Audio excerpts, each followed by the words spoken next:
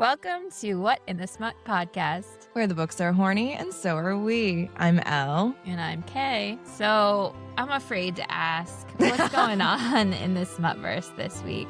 You should be afraid. Yeah. I saw some stuff, so I can only imagine. Yeah, I wish it was good news this week, but all I have for you is depressing. First and foremost, a Bookstagram girly trying to promote H.D. Carlton's book Haunting Adeline did so by using actual photos from the Epstein files. I saw the tail end of this, and people were like, I can't believe this, and it's too disgusting and too terrible and too outrageous that I can't even say what this is about. And I for once did not go down that rabbit hole of figuring it out, because I was like, nope.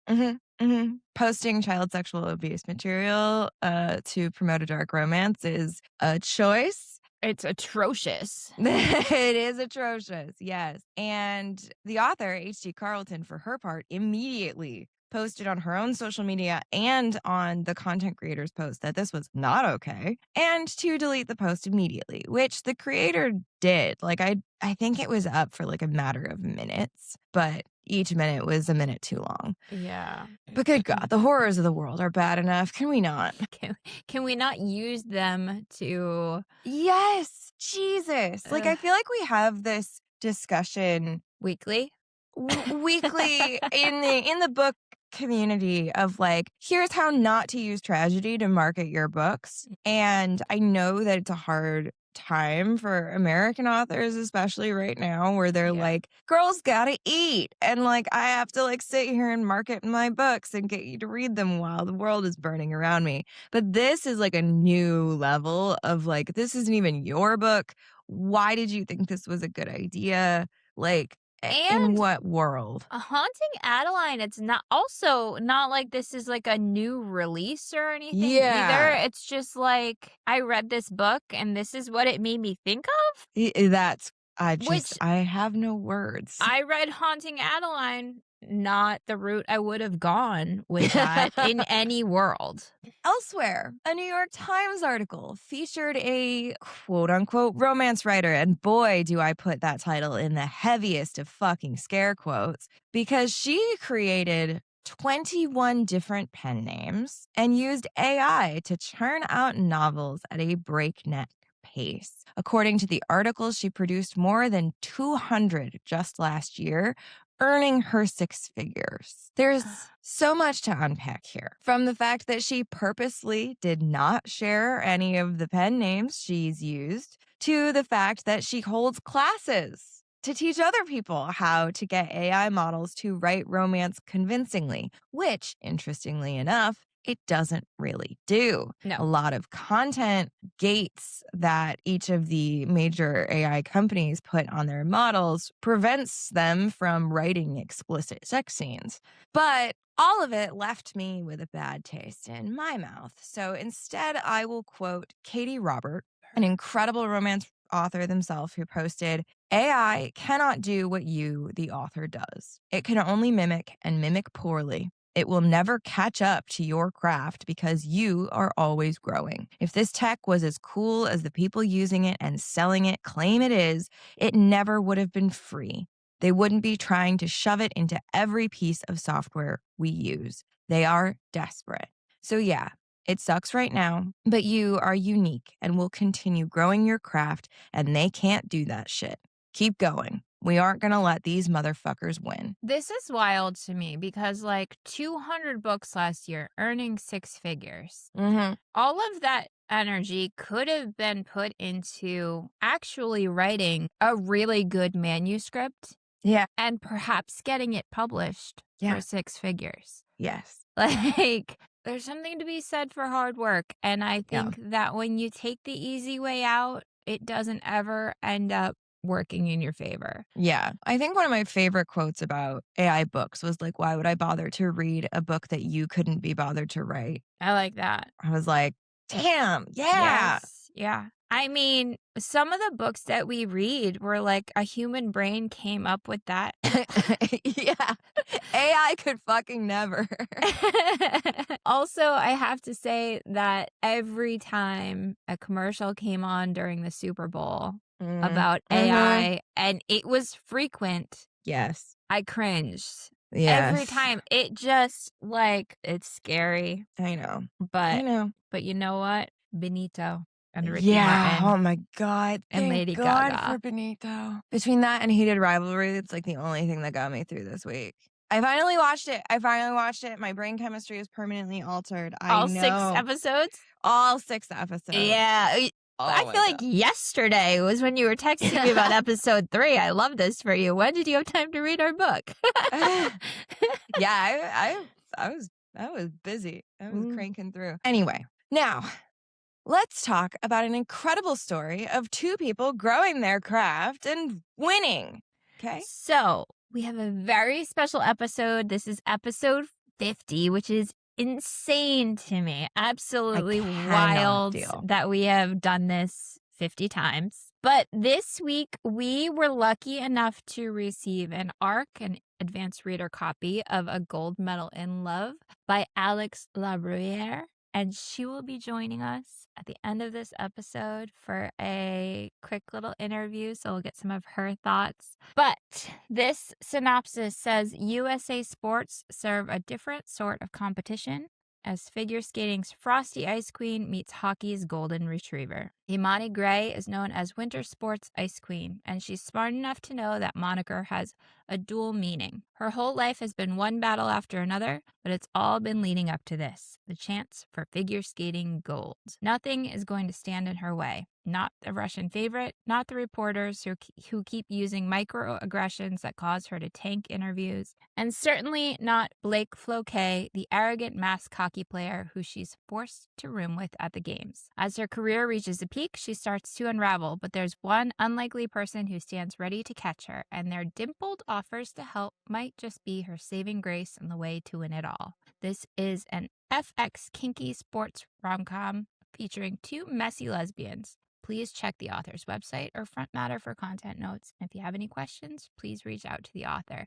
And I have to say, she is so receptive on social media. I was gonna say the same thing. Like there are people who I would see this note and I would be like, I'm not gonna reach out to the author with questions, but like Alex, yeah, you could reach out to her with questions. So we met Alex at the Smut Lovers Conference back in September.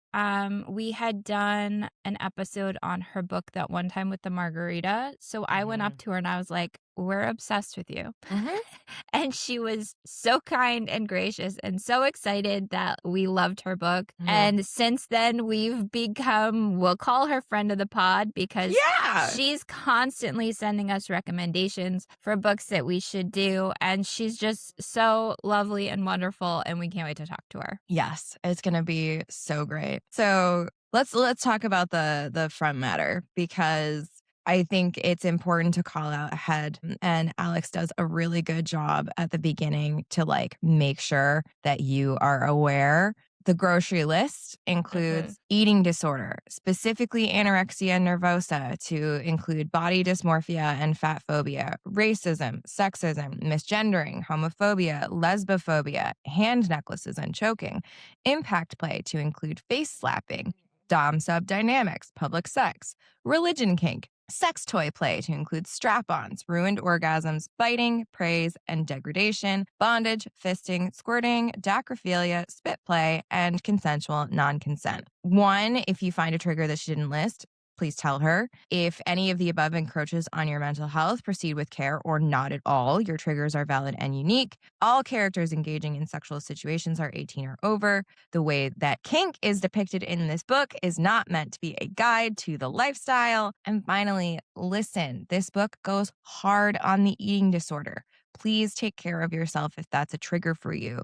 It is not just mentioned in passing. It is a central theme. If you or someone you love is experiencing disordered eating or needs help with recovery from it, NAED is a great resource. And There's a list of the National Alliance for Eating Disorders hotline, a link to more resources, the Suicide and Crisis Lifeline. Like, Yeah. Alex continues to be the best. She really does, and we can put those links and those numbers in our show notes as well.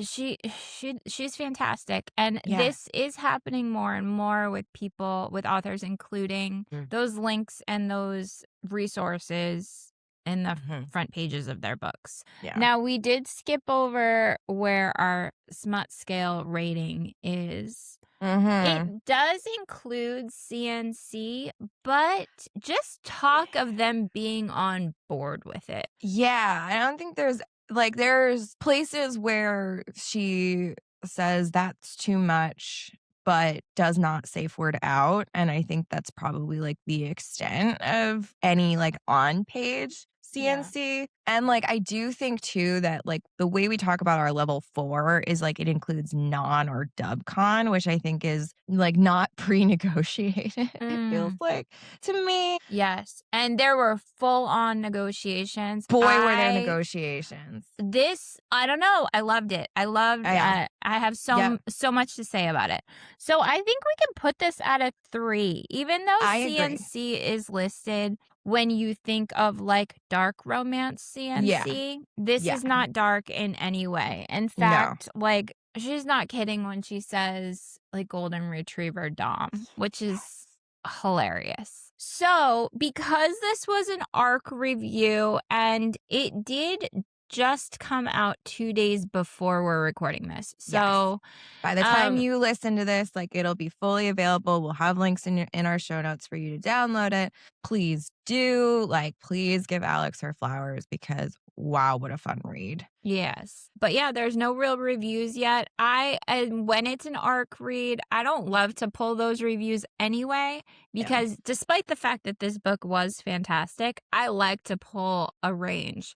So, give me a 1-star, even though I know in my heart that this is not a 1-star book in any way, but somebody's going to come at it and it's going to be something hilarious that they're going to say. Yes. But this had no real reviews yet because it's so brand new. I can't wait to see what the reviews end up looking like because I think that they're going to be fantastic. I agree. If you do want to give Alex her page reads, there will be a link in our show notes. This is another Amazon potluck, we'll call it. I still want to call it a group project, and I can't wait really to ask Alex about it. I like my description of a potluck. This was a group of authors that all did Olympics-themed books to come out during the Olympics, which is really cool. And this book takes place during this Olympics. So in some pages, we were reading the future. Indeed. I was kind of hoping that Alex would give us a glimpse of what 2030 was going to look like and give us some hope. Yeah, unfortunately. She was very mum on the topic, so maybe we'll get to ask her. Shall we get into it? Let's get into it. So we start with introductions to each of our characters. First and foremost is Imani Gray. She is a figure skater. She is 18 years old, and I think it's pretty clear from the very beginning that she was kind of forced into an eating disorder. Yeah. Which, with some of the sports where you are in a tiny little costume, that is something that unfortunately can be the case. Yeah. This is not the first figure skater romance that I've read where the figure skater has a complicated relationship with eating. Yeah. I think you combine that incredible dedication to your sport and to your craft and to your body with, to your point, being all alone in a skimpy little outfit, like Mhm. in front of millions, depending on, the stage that you're on. It is just a perfect recipe for body dysmorphia and seeking control over the things that you have control over, Yeah. which is like a huge part of this disease. Like it's really, really complex and heartbreaking. And Mhm. I think this book does a really good job of kind of like showcasing how Imani thinks about how she eats without it being like, oh, okay. Like, obviously, I was frustrated this whole time because I'm just like, water is not fuel, Imani.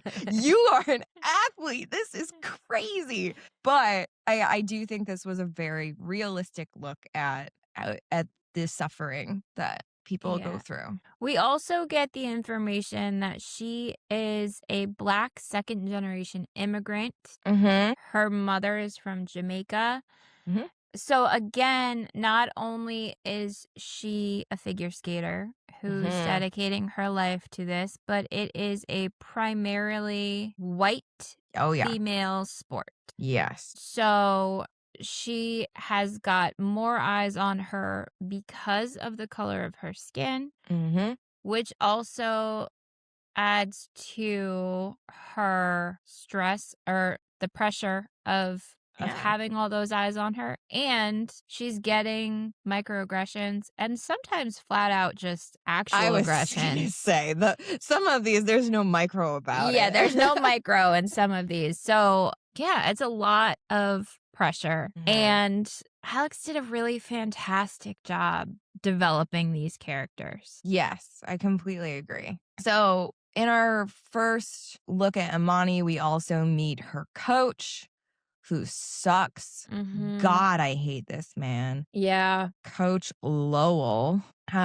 He is a white man with blue eyes and thinning blonde hair. He talks shit about her eating habits. So we do get that she is counting calories constantly. And if this Yes. does not speak to my late 90s, early 2000s heart, I Mhm. remember like I need to fit in that dress. So I'm gonna eat Odwalla bars and grilled chicken for a week and a half, you Yep. know? Yep. Like, so Starvation. there were definitely parts of this where I'm like, "Oh, man. Oh, you can see it." And, like, I've never personally suffered with an eating disorder, Mhm. but I've definitely had disordered eating. Yeah. And I mean, Yeah. I think that that's a big like, we come from the generation of nothing tastes as good as skinny feels. God, fuck that slogan. That fucked Right? up so many women. Yeah, for sure. This is I mean,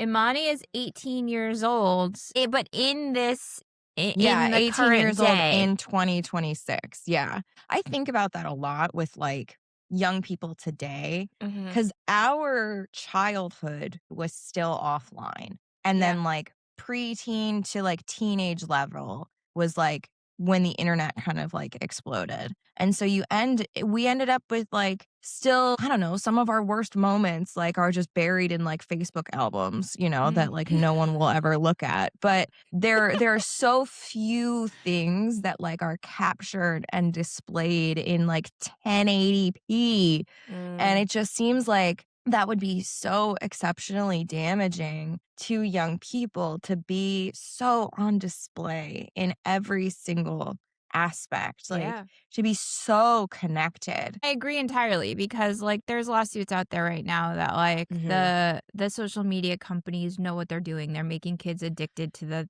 all of Yeah. that. So like I agree with you. But at the same time, when we were being shown the skinny, skinny, skinny, skinny Mhm. all the time Yeah. coming from the media, True. we were getting what the media wanted to feed us. That's Now, true. kids are getting kind of both sides of things. So they're getting the That's true. media, but they're also getting body positivity and seeing a range of body types and That's so true. while some of it is like too much information, some of it can be good information. It's just a matter of, like, I guess, distinguishing, Yeah. which is hard to do. Yep. That's a good point. We digress. We also are going to meet Blake. Blake Yes. Kay, who is playing for Team USA on their way to Milan for these 2026 Olympics. Mhm. And on the same plane with bestie Charlie, who plays for Canada, but they both play on the Toronto Succubi during the PWHL season, which brings me a lot of joy. I really, really like fictional hockey team names. It's also funny because so much of Alex shines through in this book.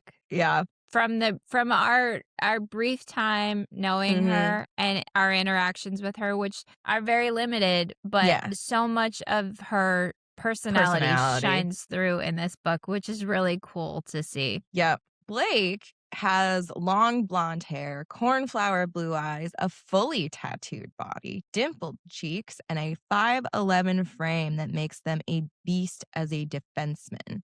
And it says, I'm your typical mask golden retriever. That is until I'm in the bedroom or on my skates.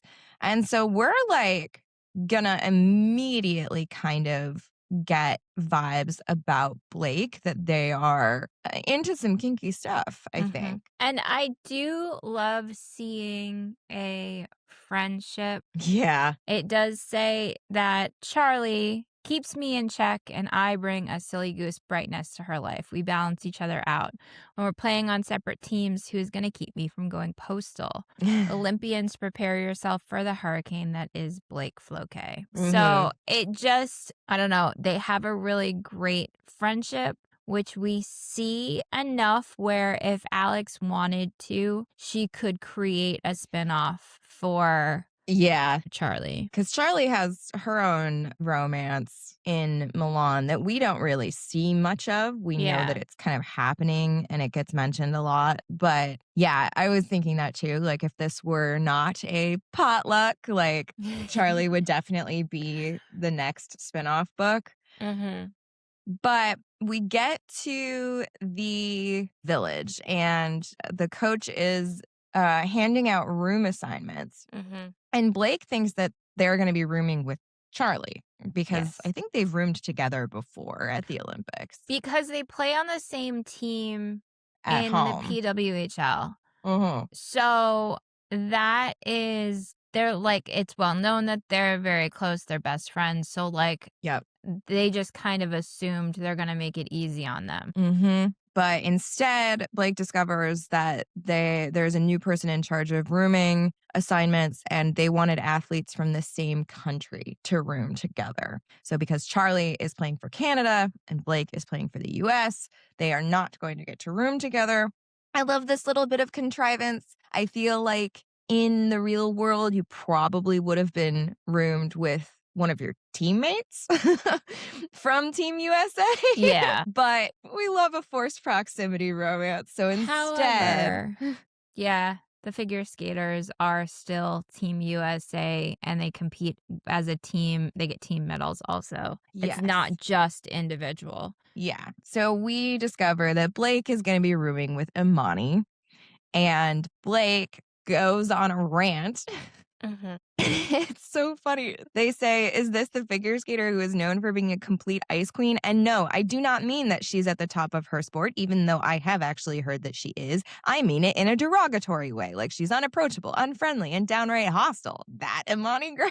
I loved this. I love Blake so much. So it's also funny because the coach knows Blake very well. Oh, yes. And says, how many times do I have to tell you I don't want to hear about your sex life? The coach said, you've never met a player you couldn't win over. Isn't that your claim to fame? And Blake goes, actually, my real claim to fame is...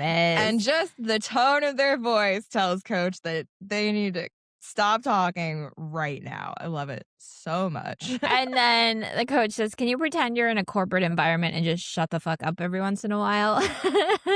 Fantastic. Absolutely fantastic. So we switch back to Imani's perspective.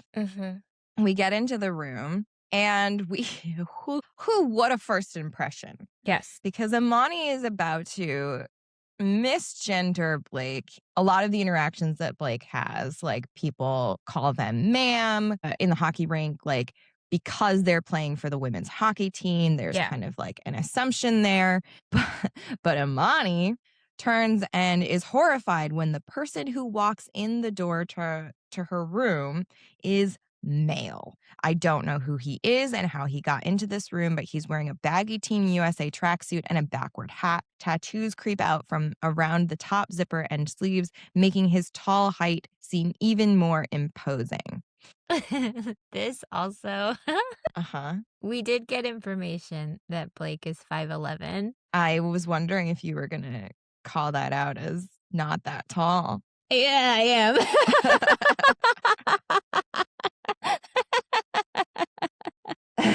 For a 5'3" girly, it is. I know, and Alex is also pretty short. So, I mean, I get it. But it did make me laugh just hearing that again and remembering that they are 5'11". So Imani is like, yeah, I should be rooming with Blake Floquet, another woman, not you, a man. And Blake says, I'm not a man. I'm not a woman either, although this is the correct room. And Imani says, well, you have to be one or the other, don't you? And Blake says, not really. There are plenty of people who don't fit into a binary, gender fluid, gender queer, agender, non-binary, intersex, etc. I'm non-binary and I use they, them pronouns. And Imani is like, I am the worst. Well, and it's interesting to me too, because like it makes you think about how, when we've talked about this before, how so many non-binary folks have to almost like out themselves Every single interaction that they with have. the first interaction with somebody every time. So Imani backtracks and tries to start over, introduces herself and says, Imani Gray, figure skater, first-time Olympian. And Blake replies, Blake Floquet, hockey player, third-time Olympian. And we get this wonderful glimpse into their different personalities because Imani is like, I printed my schedule so that we can coordinate. And Yep. Blake is like, nah. And it's so good. Like the dynamic is so good. Blake says, whoa, looks at the paper and says, whoa, you think you're training enough, Cupcake? And Yeah. at first, I hated Cupcake. I hated it. But, and that's just me hating a first off nickname. Uh-huh. And it was like a little patronizing at first. So like I didn't Very love it. patronizing. It grew on me as the book went through. But the Yes. first probably 10 cupcakes, I was like, oh, I hate this. Yeah. But it did grow on me eventually. Yes. So Blake invites Imani for a beer with their buddy, Charlie. And Imani immediately is like, first of all, I'm only 18. I'm not allowed to drink. Second of all, have you forgotten your entire purpose of being here? You're going to ruin your competition physique by injecting poison into it? That's the most idiotic thing I've ever heard. This is ultimate princess Olympian behavior. Yes, 1000%. And the response is ultimate hockey player behavior. Yeah, 100%. Okay, Miss Thing. The legal drinking age in Italy is 18, so you're Gucci here. And 1, okay, 2, maybe 3 beers isn't going to stop me from being at the top of my game. So we just continue to get these, like, this is a personality clash in every possible way. And I kind of love it. But Blake goes out and says, well, I'm sure the next 2 weeks with you are going to be thrilling. See you later, Cupcake. I'm going to go have a drink. And Imani yells out the door at their retreating back, don't call me Cupcake. I love it. I love everything about this. I love a combative start. It's not enemies to lovers, but it's just like, I don't know. Personality clashes are so fun. But it's also because there's banter. Like, neither of them have real, like, vitriol behind their words or anything, you know? So I think that helps. It does. Because she does think to herself, I guess it could be worse. I could be rooming with someone mean. Blake isn't, just obnoxious. Yeah. So We are also going to immediately get introduced to Imani's inability to maintain her cool during interviews. What's crazy to me is, one, she wasn't already in media training, which I would expect at this level of competition and with this much like management from a coach and a nutritionist and being on the world stage, like if they really wanted to make her like an icon, and the fact that she'd already had such issues with being on camera, like media training should have been top priority. I agree, but also this reminded me a tiny bit of Coco Gauff, the tennis I player. don't know. Oh, So, yeah, okay. because she had the same kind of, she's gotten media training, but when she first really kind of like blew up, Mm-hmm. she was really good. She is really good. She's a fantastic tennis player. But she was basically like, I play tennis and I'm good at it. Like, Right. so she had kind of the attitude and the no bullshit kind of responses. Chaperone is another one that I think Yes. of. So like where those she got types of really, really things, big. it's Yeah. almost like they see how they do first, and then they're like, Yeah. oh no, we need to work on this. Like Coco Gauff has gotten tremendously more, and in some ways I hate it because it's like gotten more palatable for Yeah. like for the media, and it's the same conversation. This kind of comes back to the microaggression conversation. Like, it's especially fucked up when you're talking about a Black woman. Which Coco Gauff is as well. Yeah. But like, I think too, this entire kind of like first interview that we see is combative. It is sexist. It is so infuriating. And then, so basically, this interviewer needles her about like, was the great Imani Gray a little rattled at her very first Olympics?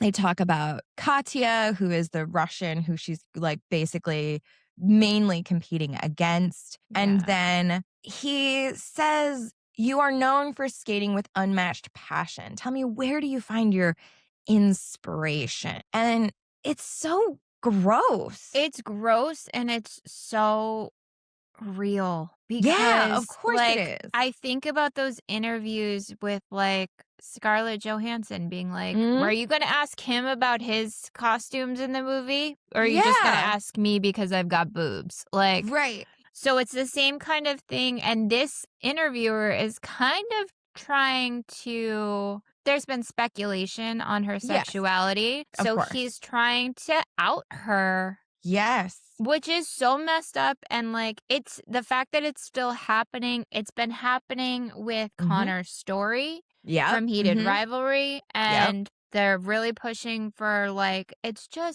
nobody's business. Yes. The Unless you sense are of in the entitlement. relationship with that person, it is Mhm. not your business. Completely agree.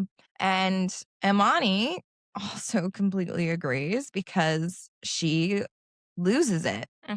She says, I should never have consented to this interview. It's the same song and dance every single time. My personal life is off fucking limits. If I were with some person, it wouldn't be anyone's business but my own. And she takes off the mic pack, storms away, and the interviewer continues while she's leaving. Such a shame that such a talented performer is such an angry woman. This is Donald DeMarco signing off from the figure skating practice facility and leaving you with a burning question. Is Imani Gray queer? Her use of some person in relation to her dating life is very telling. Like, what the actual fuck? This gave me Perez Hilton vibes. Yeah. Yes. God, I cannot believe we gave that fucker so much He social still power. is doing Yeah, but nobody fucking cares about him anymore. Yeah. He's so fucking irrelevant. But like, I remember everyone cared. Everyone for a very long cared, and it time. was like paparazzi shots that he would draw dicks on their faces. Like,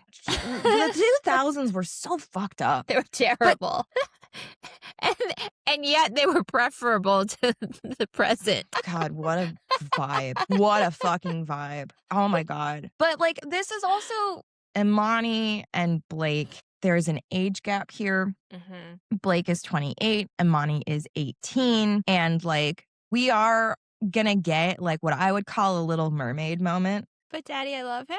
Yeah, that kind of vibe where you're like, when you watch it as an adult, you're like, you're 16, you don't fucking know anything. Yeah. Like, Imani says I'm not a child, and I'm like, oh, honey, baby child, you are, in fact. Sweet summer child. Sweet summer child, you are so fucking young. Like, Yeah. I look back at my mid-20s, and I'm like, Yeah, I mean, my frontal lobe 28. was not developed. 28, I still am like, Yeah, yes. So I just like, so from a media perspective, yeah. having this kind of like combative speculation into an 18-year-old's personal life Yeah. is, I know, just because we do it doesn't mean it's okay. Just Oh, because we no. did it to the Olsen twins and That's had what I like was a gonna say. countdown. Yep. No, what I was also going to say is, did you see a resurfaced interview from Kid Rock saying if there's turf on the field, then you can play? He was like, why is everybody counting down till they're 18? My thoughts are, if there's turf on the field, play ball. I broke Holy you. shit. Yeah. Oh Yeah. my God, I've never been more horrified in my fucking life. I know. No, I have. There's so many horrors in the world right now, but what Yeah. the fuck? I'm gonna spiral in rage that was the alternative halftime show, and good Christians are like, we can't watch Bad Bunny. Fuck you. What the fuck? Yeah. And now people are like, but he's found God. Well, Oh, has he? yeah. Has he found That's God? great. I'm so happy for him. He still should not be raised to platform any of this stuff. Anyway, So she storms off this interview. Her coach immediately piles on because he's a shit human. He says, you're treated just like any other female athlete, Imani. which is You've icky. scared, which is icky. Might Mhm. even be true, but I don't like it. You've scared off the nicer interviewers. No one wants to work with you anymore. And you're being dramatic. If you could just be more likable, you wouldn't have these problems. So he tells her, get media training or I will quit, basically. And she's like so upset, so isolated, and it's so fucked up. There's another thing that we forgot to talk about that on. I did notice in the first chapter is that Imani's there by herself. So she's got her coach, yes, but her mom, who's her biggest supporter, and Couldn't this is afford to come. something that I didn't even really think about. Mhm. But it is so the case for so many. So her Yes. mom is not there in Milan with her because for her to spend a month in Italy Yes. is very expensive. Uh-huh. And I just think about like, shit, like that's Yeah. so, like you see Allie Raisman and her mom's in the stands, like making all of these faces Yeah. and they're zooming in, but every single performance she was there, every single, like, so it's crazy to think about that, like, oh, for the majority of athletes, Yeah. they don't have their support system other Yes. than perhaps their coach Right. or trainer or whatnot Yeah. there with them. Which there are a lot of things about this that I really made me say, like, Alex has a really good understanding of the sports in this story. Hockey in particular, but also like the kiss and cry area of the which I didn't know that that's what that was called, and that was kind of cool for me to see too. So she definitely is very knowledgeable on the topic, which was I liked. I did also like that after she gets back to her room, Imani throws herself on the bed. She cries and says, I know I'm unpalatable. I don't want to be anyone except myself. I don't want to throw away who I am to appease the American public. And I sure as fuck am not going to sacrifice myself on the altar of patriarchal white supremacy to get myself there. And this was such an incredible ad. Yeah. And like something that I struggle with. Yeah. Like with trying to make myself palatable instead of just saying like, no, I'm going to be who the fuck I am all the time. And I think that that's a really common thing that women in particular have been taught, that they need to make themselves palatable. Yeah, absolutely. 1,000%. So Blake sees this interview when they're out with Charlie and takes it upon themselves to go back to the room and check on Imani, which is like such golden retriever vibes. Like Yeah. they don't know Imani. They don't have any like real allegiance to her at this point. But they still are like, I'm going to go check on Cupcake. Like it's so cute. And so they go in there and Imani is breaking down. Yes. And we get this first kind of like a breaking down of walls between them two because Imani is like, just leave me the fuck alone. Like I don't need like another person here to judge me for being unpalatable, basically. And instead, Blake says, sure. Why don't you tell me how you would get your revenge on that dumpster fire of a person if you had your way? And Imani says, wait, you're not going to tell me it's my fault? And Blake says, your fault? Christ, no. That guy was out of line.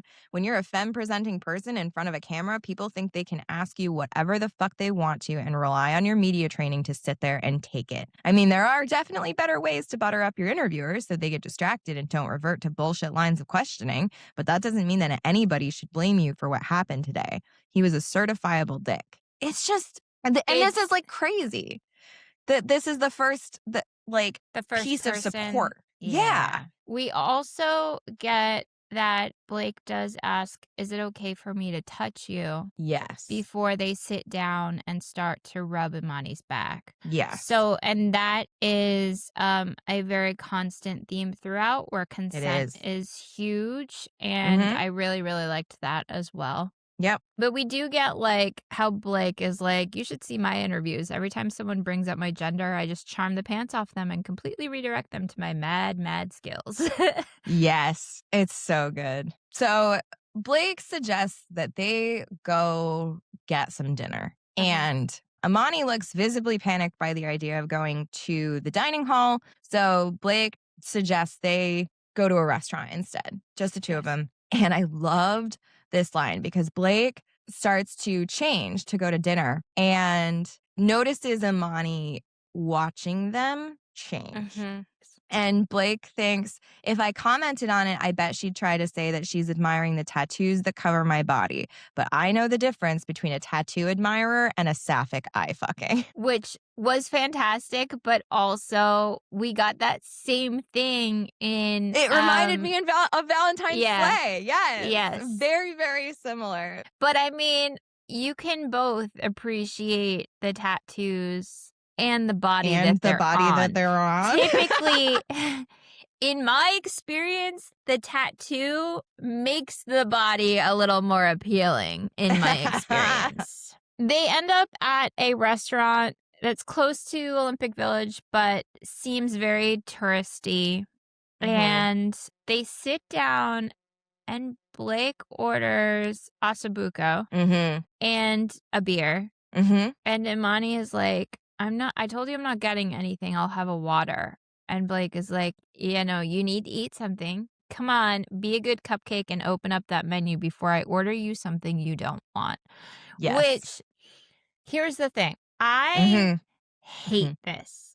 But it works so well in how their relationship develops. Yes. But I hate a person that orders for their date.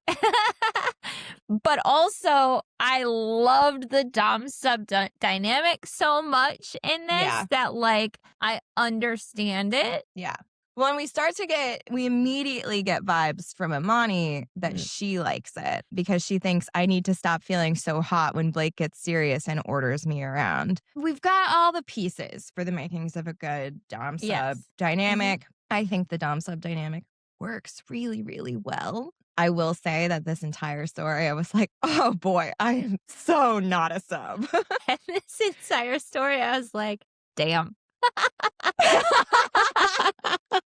It's so funny. So, like, I'm going to go a little back to the Super Bowl. Okay. People being so upset about Bad Bunny. Yes. Because they don't see themselves as a Latino man. No. And don't speak Spanish. I don't see myself as a lesbian woman. And yet, Mhm. I could picture myself in this story. There are so many pieces of it too that like I forget throughout the story. And I think it's because the name is very ambiguous. Like Yeah. Blake can be Yeah. the name is It's gender ambiguous. neutral. It's and because they're non-binary, that's also gender Mhm. neutral. That like there was so much of this that I'm like, I know that this is like a sapphic novel and Yeah. that it's not for me. Yes. But damn if it wasn't for me also. Like, you I'm know? I have so many questions for you, like, when we get to later bits of this, because Okay. I've literally spent most of this story being like, "Absolutely the fuck not, but Kay is gonna love this." You know? That's just and that's what I love most about some of these books that we read. So, we're gonna also now kind of learn Blake thinks that Imani is straight and really enjoys flirting with her, and Imani, for her part, is not straight. Uh-huh. She is a self-identified lesbian. She's known for a very long time. She's messed around with women before. So, I don't know. I found that a little bit refreshing because I feel like a lot of the popular media that we've seen in recent years that has like kind of broken through that heteronormativity kind of filter that a lot of viral things have has been very much a one experienced person who has Yeah. experience with the other sex and the other does not. And this is their first time, not with the opposite gender or whatever. And that's very much not the case here. Yeah. But we're going to get like some building blocks of their respective competitions. So Imani has her short program. I will say, like, there are two things. One is the way that both of these characters are portrayed. Mhm.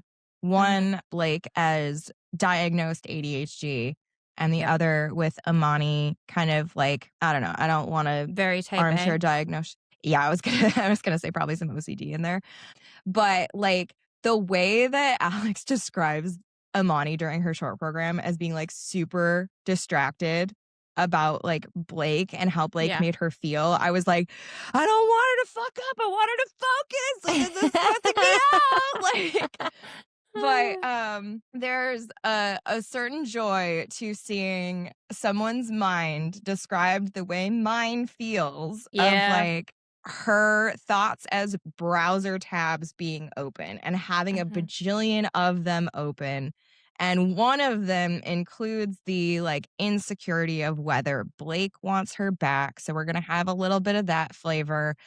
But these characters were so good. So Yes. Imani crushes her short program.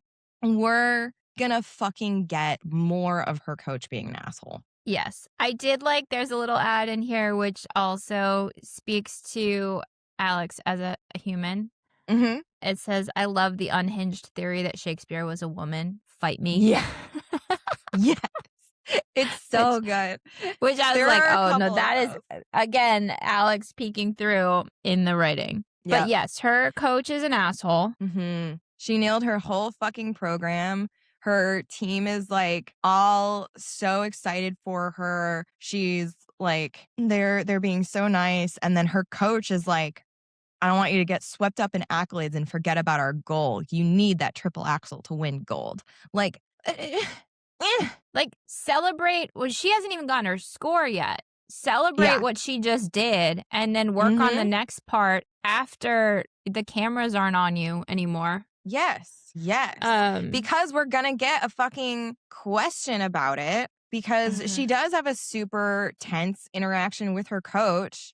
And then we're going to see it from Blake's perspective that Imani then gets pulled into an interview. And the interviewer asks her, "Can you tell me what was happening between your coach and you during the kiss and cry?" And Imani's like, "I thought I made it clear that I won't be taking any more questions from you," because it's the same fucking asshole Dick. Yeah. from before. Yeah. She is super rude to him. "You don't deserve to be in the same airspace as I do, let alone be called a colleague. That's enough questions for today." So also after she walks away cuz she's like, Mhm. "You can fuck off." And she Yes. actually is this where she flips him off? Yeah. Yeah, another camera tries to press into her from the front, but she grimaces and flashes a double bird before it quickly goes dark. Yes. And the interviewer says, as usual, such a beautiful performance from such an ugly person. We're left to wonder if Olympian Gray saves her romance only for the ice. Vote in the poll by texting the number below. This is not a journalist. This is like an No. Again, this is like a Perez Hilton, like an influencer Yeah. kind of. This is entertainment TV, like daytime television morning show vibes. It's not even like they have like the interviews with like former Olympians and stuff that are the ones leading the interviews. And even they are doing much more journalism with integrity than this guy. Yes, correct. Blake invites Imani to go to the bar. Yes. And she sits down next to them and says, "Why are you grinning at me like that?" And Blake says, "Because you look like I'd love to corrupt you." Which, I mean, this is so not my bag. And then we get like, okay, so how would you have responded to this asshole? Yep. And Blake says, to the original question about what looked like a messy situation between your coach and you, diplomatically, but reminding the audience who the fuck I am. For instance, every coaching relationship is fraught. When you're gunning for the gold, it's understandable, nay, expected. Insert charming smile here. I'm not just here to be the best. I'm here to perform at my best. And that means pushing myself even when I'm winning. The American public deserves nothing less. And then you smile, wave like the queen you are, and thank him for his time. Get the fuck out of there and go throw darts at his picture or however you want to deal. Yeah. So it's like, don't take any shit, but also like don't redirect it. Yeah. And Imani is like kind of like starting to pick up what they're putting down and says, so you're not saying to stop being confident, just to be smarter about how I convey it. And Blake's like, yep. Watch some of my interviews. My enemies call me arrogant and they'll still do that with you, but you just have to smile in the right places, Cupcake. So then we get the first glimpse at the Dom Blake. Yes. Because Imani goes to the bathroom and leaves her drink unattended. And Blake comes out of the bathroom, sees that Imani is headed towards the bathroom, and follows her in there. Yes. And says, do you know how many people could drug you while my back was turned? We're not just talking about losing your spot in the Olympic team, Imani. We're talking about you being carried home to some man's apartment and being raped, killed, or sex trafficked. Things you shouldn't have to think about at the tender age of 18. True. Nonetheless, must think about because it's vital to your fucking survival. Do you hear me? And then Imani says, yes, ma'am. And Blake goes, yes, sir. And I don't hate it. I don't hate it. I knew you wouldn't. I knew you wouldn't hate it. You don't And hate so it. we get this heated moment. Imani's like, yes, sir. And Blake almost kisses her and instead says, that's what I like to hear. And leaves. And Imani is pissed. I hate it. I know. This happens all the time when they get that first, like it's common and I knew it was coming, but I still hate it. Yep. So we get a look at Blake playing against Sweden in their hockey game. And then they see Charlie in the locker room already prepping for their game, which is coming after USA. Yep. And Charlie is like, hey, are you assessing the consequences of flirting with your figure skater roommate? Like, are you really being responsible here? She's like, I can see that you're in your head. And yeah, you're distracted on the ice. Clearly something's going on. And like, this is potentially not good. And Blake says, what could really go wrong if we just come at this like the adults we are? You know, I start every dynamic with clear boundaries and communication. I would do that with Imani. She would have transparency. She'd be able to refuse. And further, she would be able to safe out or discontinue at any point. So what's the worst that could happen? And Charlie says, the worst that could happen is that you destroy a young girl's dreams of Olympic gold before her frontal lobe is even developed. And I'm like, yes, Charlie.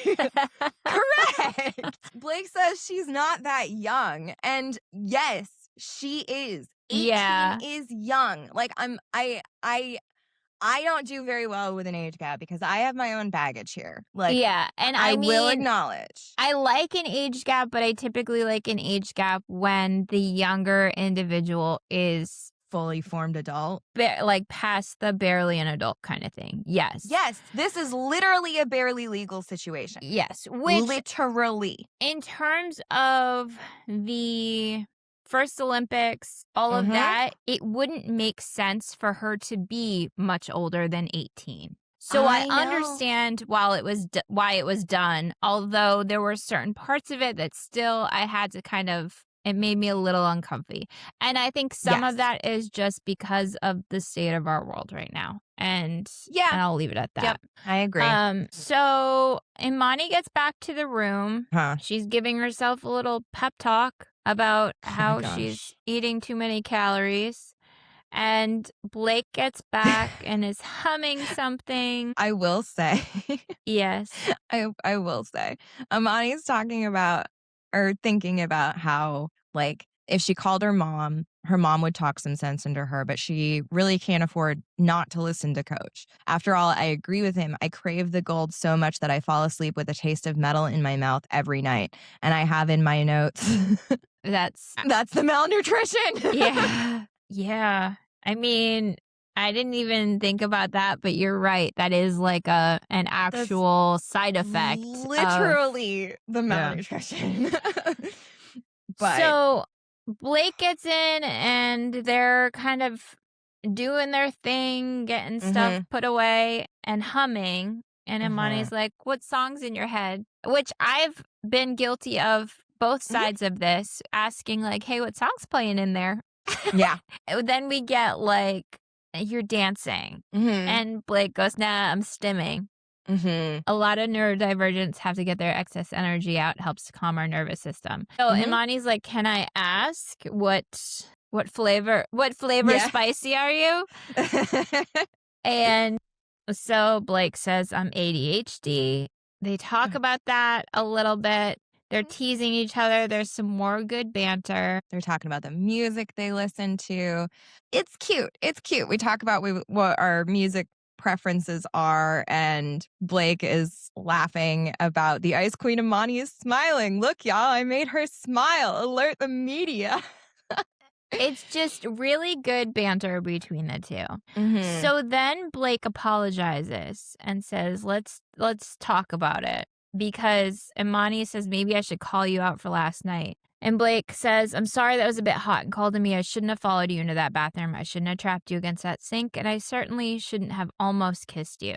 Imani's like, that's what you're apologizing for? What the fuck, Blake? I want an apology for not kissing me. Love this. Like, No. that was so good and so Mhm. ballsy and so not what I would say. And I Yeah. loved it. Yeah.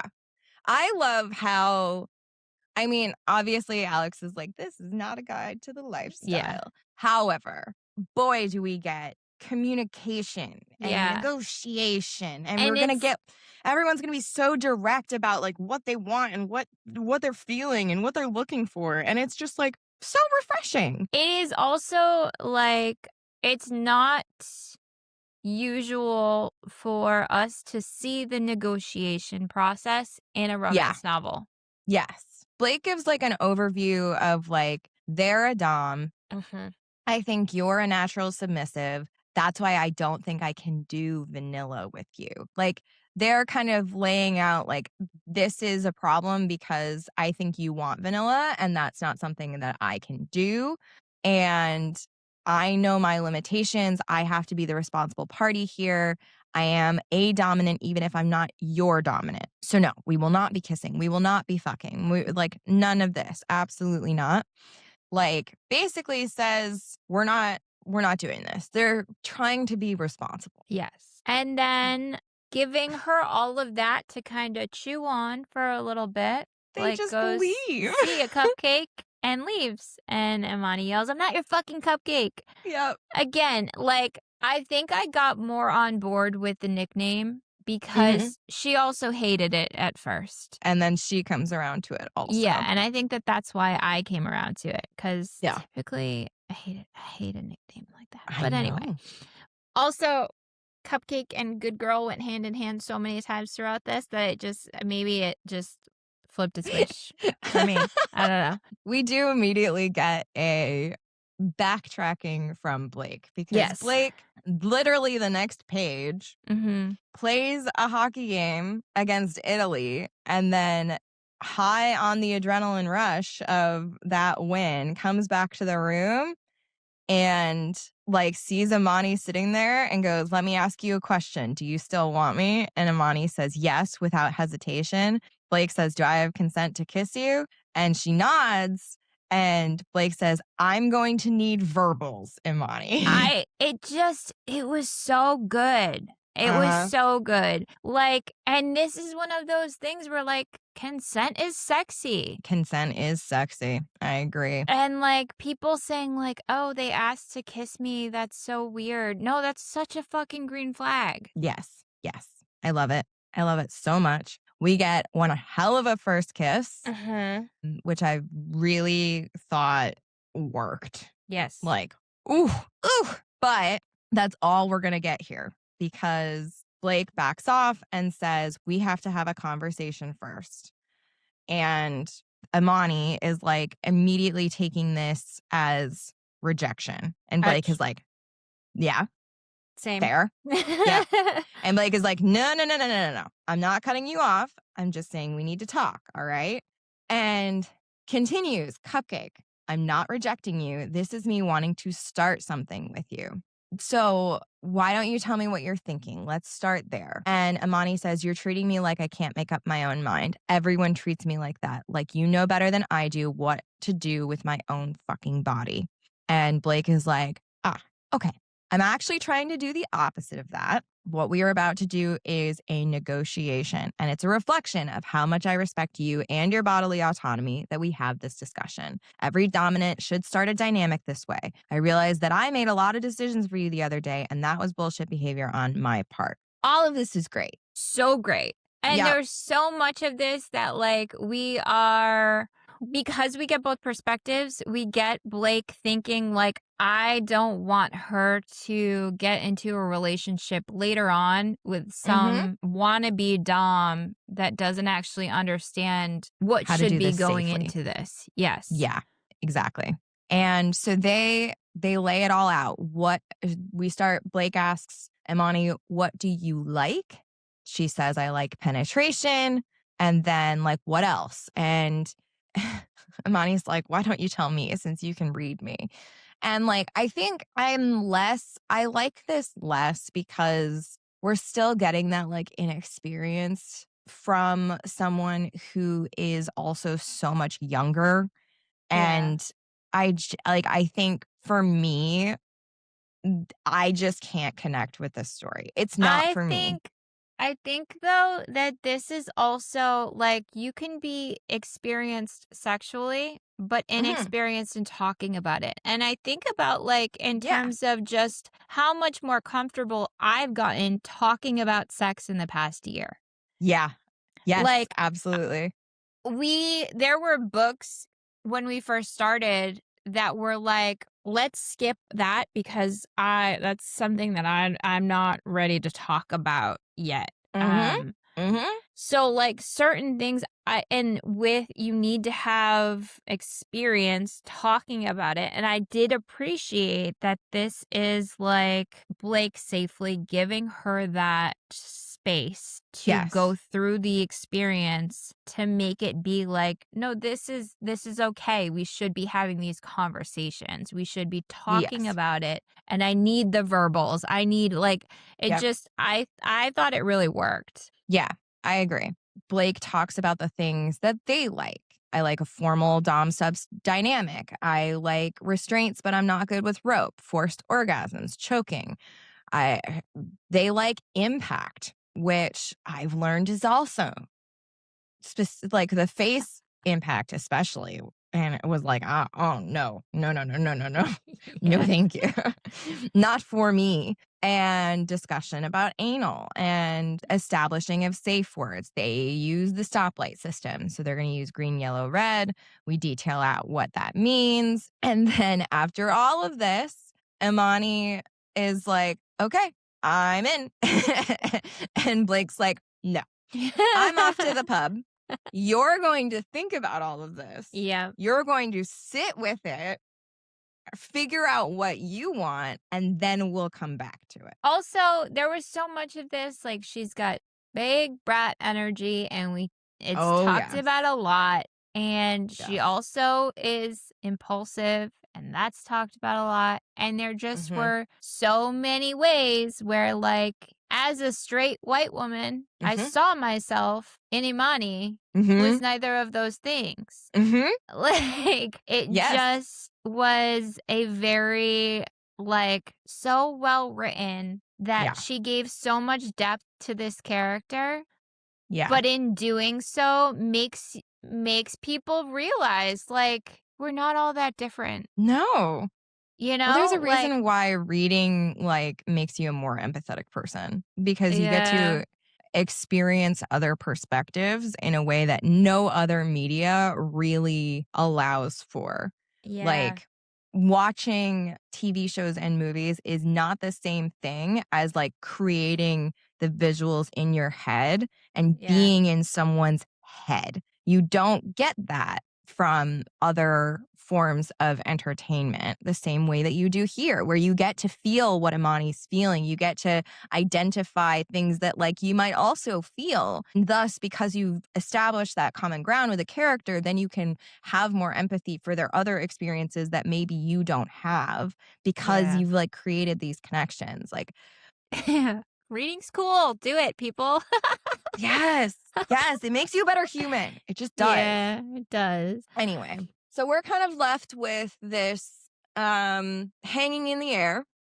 Yep, And we're going to go away from Blake and Imani and instead focus on Imani a bit here. She is going to go to one of Blake's games yep. just to kind of see it.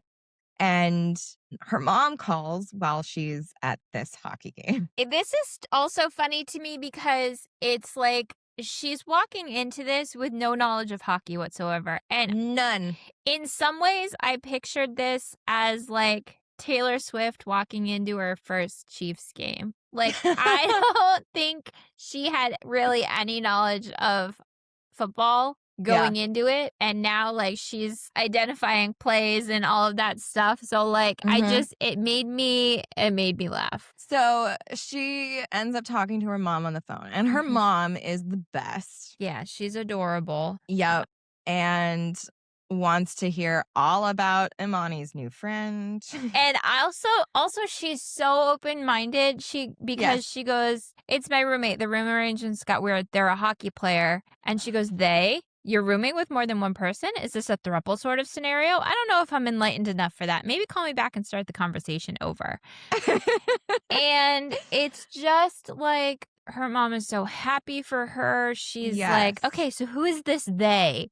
Yes. It's not a, like, the boomer way of thinking Mhm, of mhm. the immediate, it needs to be one or the other kind of thing. Right. No, totally. And, like, I think also we get a lot of information in this, like, page and a half that a lot of the expectations that Imani places on herself are literally expectations that she's placing on herself. Yes. Her mom is already so proud of her, like, thinks the world of her, wants her to eat healthy.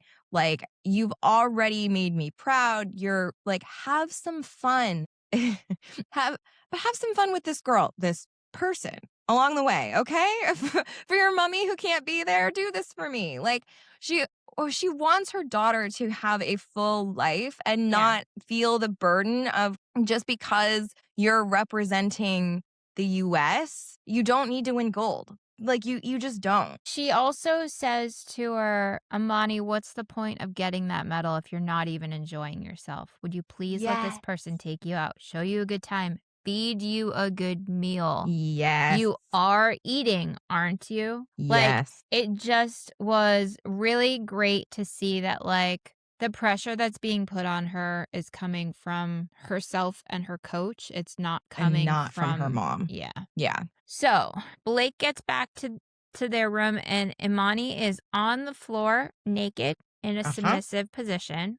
And while Blake is loving this, Yeah. they do say, "Tell me, Cupcake, what exactly did you have in mind when you put yourself in a scene without asking for consent?" Mm-hmm. They had not talked about that being something that they both were going to move forward with, Yep.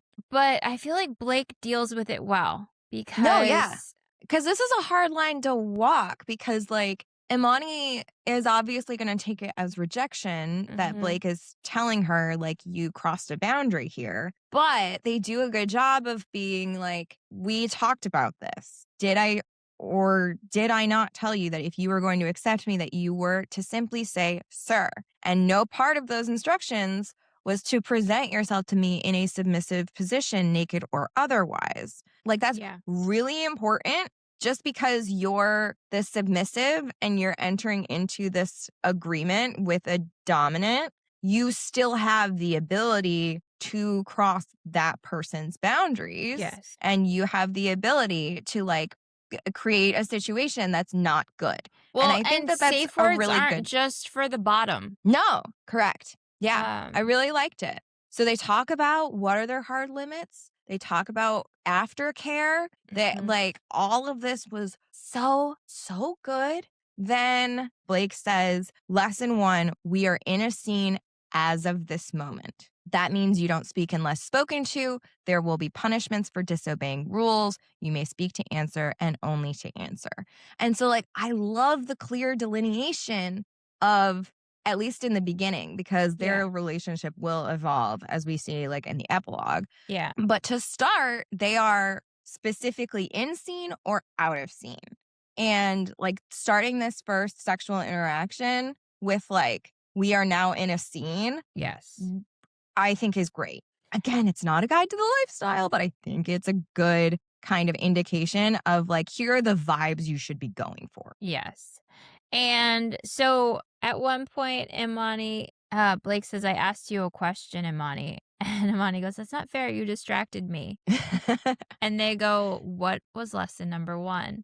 Uh-huh. And she goes, "You're shitting on my dick right now. You made me do that." Which is, I think, one Brat of energy. Alex's, well, and also one of Alex's favorite phrases You're shitting on because my dick right now? it is used quite a few times throughout this book. Oh, yeah. So we're getting some smacks Mhm. on her butt, all great, but also check-ins. What's your Yep. color? Constant check-ins. Constant check-ins, which is all really fantastic. Mhm. And then Blake says, "That's all for today. You did exceptionally well. I'm very pleased." So Uh-huh. she's getting the praise, which Yes. love that.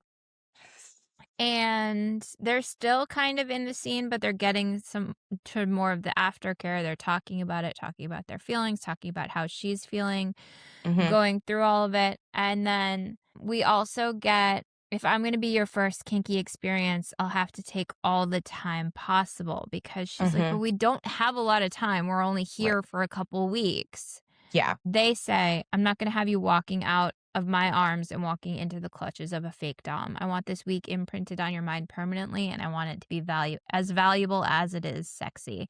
It was like a lot of care going into Yes. this relationship. Yep. I think it's fabulous. But, of course, we're gonna immediately jump into another terrible interview. Yeah. This one made me sad because I felt like the interviewer was trying their best, and Imani was just so ready to be attacked Yes. that, Came in on the defense immediately. yes. But I don't know why they say snarky things like, "It's okay. We know you aren't great on camera unless ice is under your feet," right? It's not meant to be cruel. Like, it is. It's like it's a bad attempt at an acknowledgement of you're not comfortable here, and, like, you are comfortable on the ice, but, Yes, like, but, it puts her on the defensive for obvious reasons. yes. So then the interviewer is frazzled Mhm. and drops her note cards. So Imani picks them up, Mhm. and we get that, like, okay, no, she can do something nice. Mhm.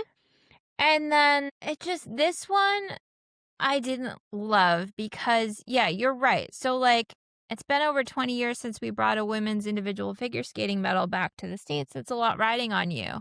And she goes, I know my fucking Olympics history, Karma. Yeah. Like that wasn't necessary. It wasn't. Like because she's on the defense, now she's being rude to her in a way that like is not deserved. I agree. And like it's it makes me question, like, am I wrong for thinking that Imani went too far here? Because No, I did also, because I think she makes the interviewer cry. Yeah. Because Imani says, please ask you not to remind me of inane things. Water is wet too. Did you know that? When I perform, do I skate on ice? And Karma replies, I didn't mean to upset you. I have to remind the audience of the stakes. I know that you are aware. And tears are beginning to form in her eyes.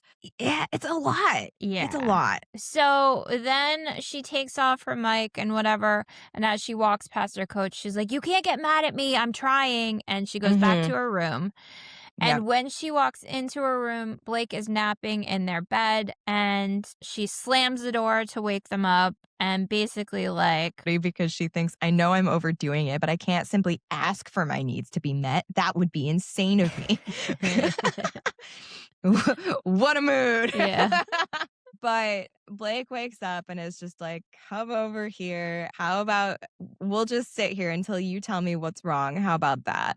They like have like a little comforting moment here. Yeah, Blake goes, let's go out. Yeah. And she's like, I have practice. And they go, fuck it. Like you could skip a practice. You need to skip a practice. Yes. So then we get this next scene is a lot. There is a lot here. This is one of the big ones that I wanted to ask you about. Yeah. So this next scene, we get Blake took Imani to the Duomo. And Imani's like, I'm going to burst into flames when I walk in here. And you took me to church? Yep. And Blake basically says that, like, this is a place that feels comfortable to me. I believe in the bigger piece of it, but not necessarily some of the Catholic way of things, which is, as the resident Catholic on this podcast, like there were a lot of things in this scene that I was like, I don't know. But there were also a lot of pieces of it that I'm like, okay, yeah, no, I like that's common thoughts among the people these days. Yes. This was interesting to me because like I am a deeply atheistic person. I have a different kind of religious trauma where I grew up in a town that was full of religious people, full of Christians who were not Christ-like in their treatment of other people. And I have a deep suspicion of people who blindly follow a religion, which is not great. And so like I struggle with a character that believes so fully in God.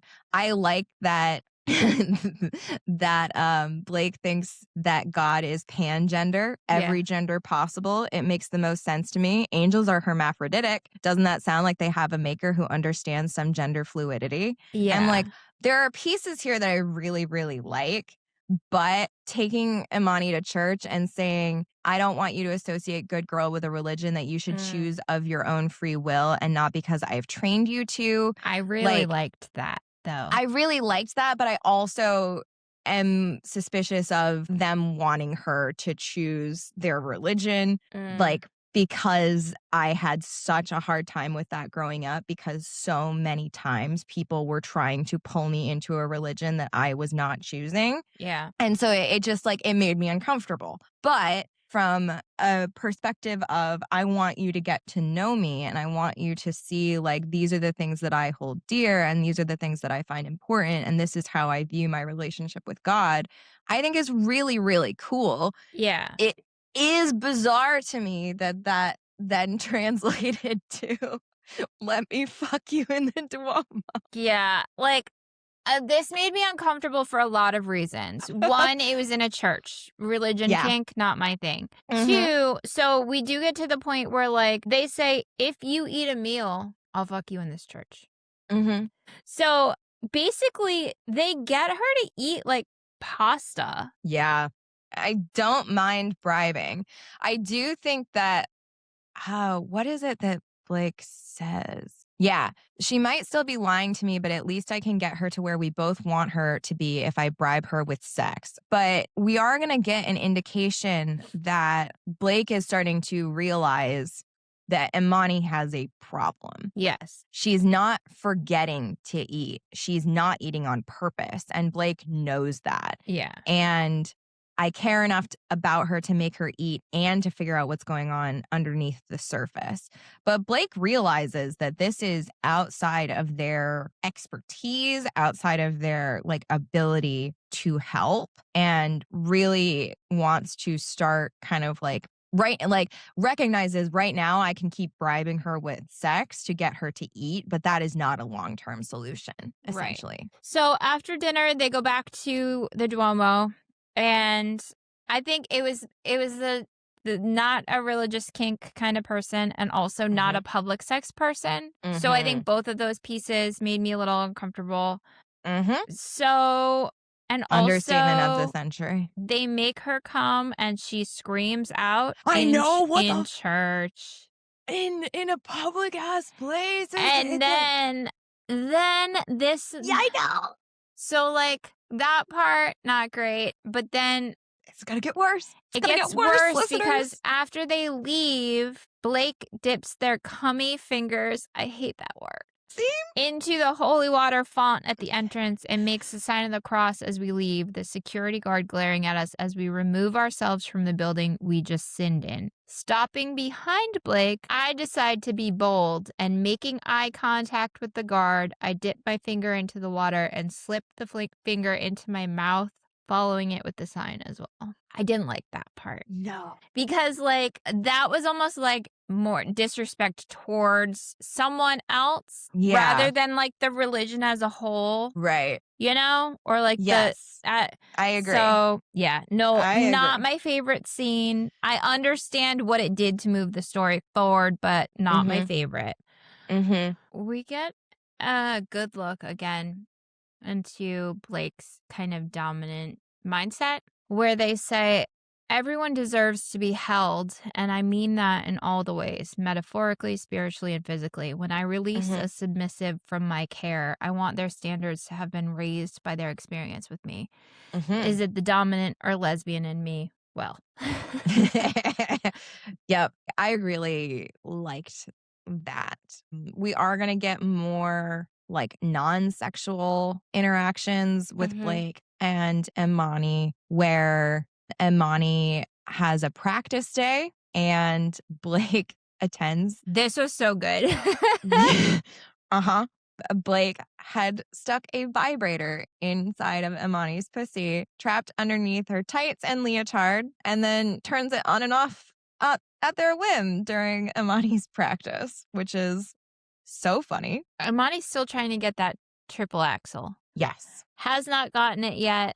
They're doing the whole vibrator thing, and she ends up falling. Yes. Her ankle crumples underneath her and she goes down hard.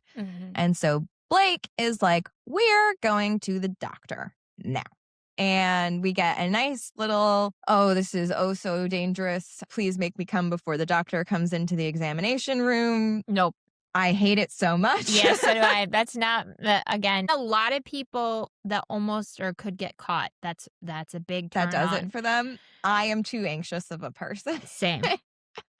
Same. But the doctor comes in and is like, yeah, your blood results are concerning. So I wonder if that's like a Olympics, they all have to have blood work on file or whatever. And that's because it seems very quick for that to be, we're in here for my ankle and here's my blood work kind of thing, you know? Yes. It is possible to test for some things real fast, but like I would expect that they wouldn't have drawn her blood for having twisted an ankle. So I agree. I suspect they have her blood work on file. I assume that there's like a bunch of like not regulation, but like rules because of potential performance enhancements, etc. Yeah, good point. So I imagine that there's like regular blood draws just as during the course of the games. I don't know. But yes, the doctor is like, girl, when was the last time you ate? And Imani's like, fuck you. Yeah. And, like, the doctor does definitely try to go in it in a very gentle way. Yes. Like, there's some things in your blood work that are a little concerning to me. I just wanna make sure, and if you're not eating, that is going to indirectly affect your ankle. Yes. All of your body. All of your body. Yes. Oh my God. Oh my God. It's like anorexia nervosa is already such an insidious fucking Mm. like disease to be Yeah. dealing with. But to be dealing with it on top of like being on such a punishing physical schedule Yeah.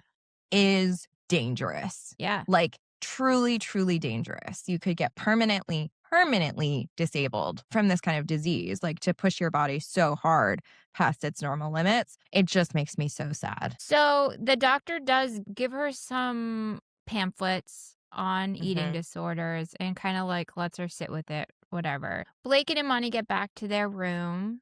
Blake's like, "We're gonna have a conversation," and Mhm. Imani says no. Yeah. And this is, not the last time that this attempt is going to happen. So, they decide to take her mind off of things a bit. Mhm. And may I just say, Yeah, you may. lesbians with their double-sided dildos? Also, cups and a spreader bar that you Fucking brought with you brought with to you the to the games. Olympics. Blake was prepared. Multiple vibrators, double-sided Mm, dildos, cuffs, and a spreader bar, all incredible. brought to the Olympics. Mhm. Alex, I have Mhm. questions. Yes.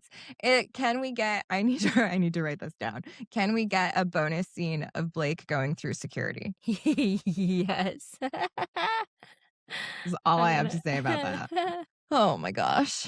They have this like excellent smutty scene. Mhm. This is one of those times where, like, we frequently say, like, they have a safe word, but they didn't use it kind of Mhm. thing, and Yeah, we get that, like, we get a yellow from we her. do. We do get a yellow, which I really like. We don't see a red in a scene, but Mm, we will see the red come out. yes. But we do get like Blake even acknowledges like I know she'll safe out because she admitted to being yellow. Like I know that she's aware of her own boundaries. Yeah. And so they feel a little more comfortable like pushing Imani in some of like the impact play. Yeah. I think a lot of this works. I think there's a lot here for people who might be interested in impact play but aren't sure if it'll do it for them. I think this gives a little bit more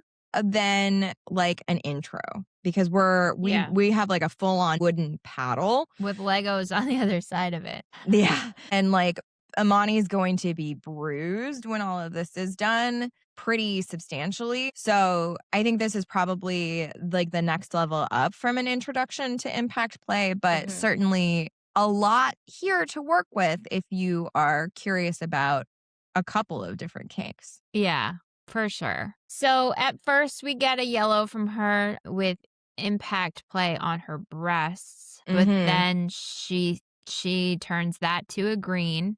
Yep. They rip her top, and she's like, Mhm. "Hey, I'm not made of money." Yeah. And Blake goes, "That's what I've got the black card for." I know. I love So that. good. And it also is, like, the difference between playing professionally and, like, Yeah. Imani's 18 years old and, Right. so that Yes. difference of, like, "It's okay, I'll replace it. I'm not worried Right. about that part of things." Yeah. So we do get, unfortunately for me, Imani has been rendered nonverbal after the last slap, which we do get something that, and I don't even know if it's in here or if it's later on, but at Mhm. some point in their negotiations, they do talk about nonverbal ways for her to safe word out. Yes. Yep. And we do get a demonstration of it, I think, in a later scene. Yes, which is, I mean, just all of it's so well done for these types of scenes. Yeah, I love it. We're kind of like trading off getting to know each other here. So we went to church for Blake. Now we're going to Mhm. go to the opera for Imani. We are of course going to be a little bit inappropriate in the opera Mhm. house. We're going to continue to have Blake attempting to get Imani to eat, Yep. and it's so sweet and it's so sad. We see them at this restaurant, and Blake says, "I have an idea," and spoon feeds Imani and makes it Mhm. erotic and makes it Yeah. very much like still trying to use sex as kind of like a carrot, I guess, to get Imani to start eating. But Blake thinks to themselves, how long my sexy tactics are going to work is a question that reverberates through my skull. We can't keep this up. This is not the advised course of action for someone with an eating disorder. I can't dom someone into good mental health. That's not how the fucking world works. And this is going to be a theme kind of throughout, where Blake is there to support, but we Mhm. are very much going to see Imani come to terms with her eating disorder on her own and Yep. decide on her own that she is going to do something about it, which I think is really, really important, and like in a lot of different ways for a lot of different reasons. Having Blake be firmly in the supportive camp is really, really valuable and important for Imani's journey and for Imani's portrayal as a character. I think that's important just in any relationship too. Yes. Whether Yes. that supersedes anything to do with sexuality or race or anything like that, where like a Yes. good partner is going to support you and not Yeah. try to change you or do things for you. They are going to be your cheerleader and your support system so that Yes. you can do the hard things. And I think Yes. that Alex did a really good job with creating that relationship where this is truly Imani's story and Mhm. Blake is there as a main character, but to support her through all of it. And I think that it was just really well done. Completely, completely agree. So, unfortunately, we are going to end this very cute restaurant scene with an absolutely heartbreaking interaction where Mm. Imani goes to the bathroom and Blake has a moment of panic. It hadn't occurred to me before, but what if I'm hurting more than I'm helping? What if I'm causing her to trade restriction for purging? And so they follow her to the bathroom and listens at the door and hears Imani just absolutely berating herself. You're supposed Mhm. to look nice, but instead our sir is probably embarrassed to be seen with you, you fat pig. It's it's awful. And Blake backs away from the door and thinks, I am so completely out of my depth. I need to figure out how to get Imani professional help, and soon. Well, and this is also like the power of like how you speak to yourself Oh, yeah. is so, and how like what you're saying in your head, but once you voice it out loud, it becomes so much more powerful. Yes. And this definitely was like you can use your power for good or evil, you know? Yeah. No, totally. Absolutely. So all that to say, talk nicely to yourselves, listeners, Yes. because it means something. The It way that you does. talk to yourself means something. It does. It absolutely does. So they leave the restaurant and Blake is pushing. Like, we need to talk Mhm. about this. Which always there's always this type of scene in these Yeah. kinds of books where Yep. like the person that wants to help and is being supportive pushes that person a little too far. Yeah. Imani is trying to distract. She is trying to brat her way out of this conversation, as Blake says. And Blake says, I'm an experienced brat tamer. I see through the cheap veneer for what it really is. I'm going to meet every harsh word with laughter and smiles until you're worn the fuck down. And then we're going to have this goddamn conversation. And Imani is like, I don't I don't want that. I don't want to do that. I don't want to have this conversation.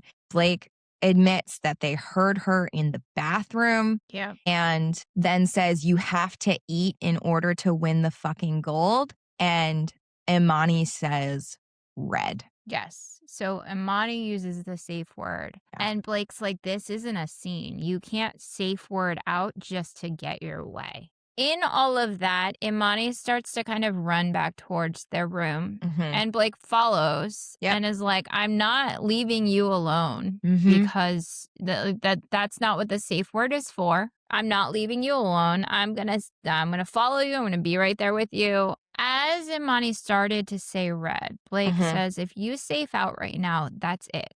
We're going back to the room. I'm giving you a kiss and I'm tucking you into bed. Your safe word is not to be used to get what you want, Imani. So at first, I read that as like, if you use your safe word, we're done. Yeah. But that's not necessarily what they meant by this. It is like, we're done for tonight. Yeah. Like, you're not going to use your safe word and then get sex later because you just put a pause on this conversation. Yep, exactly. They do end up cuddling.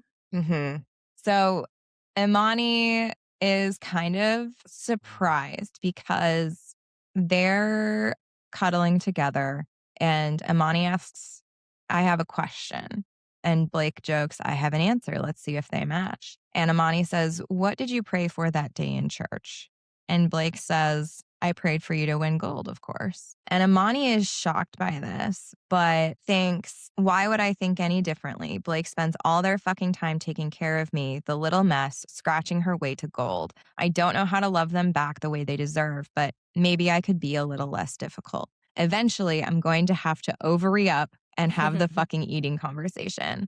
For now, though, I snuggle deeper into their body and find their hand with mine. 1, re-up.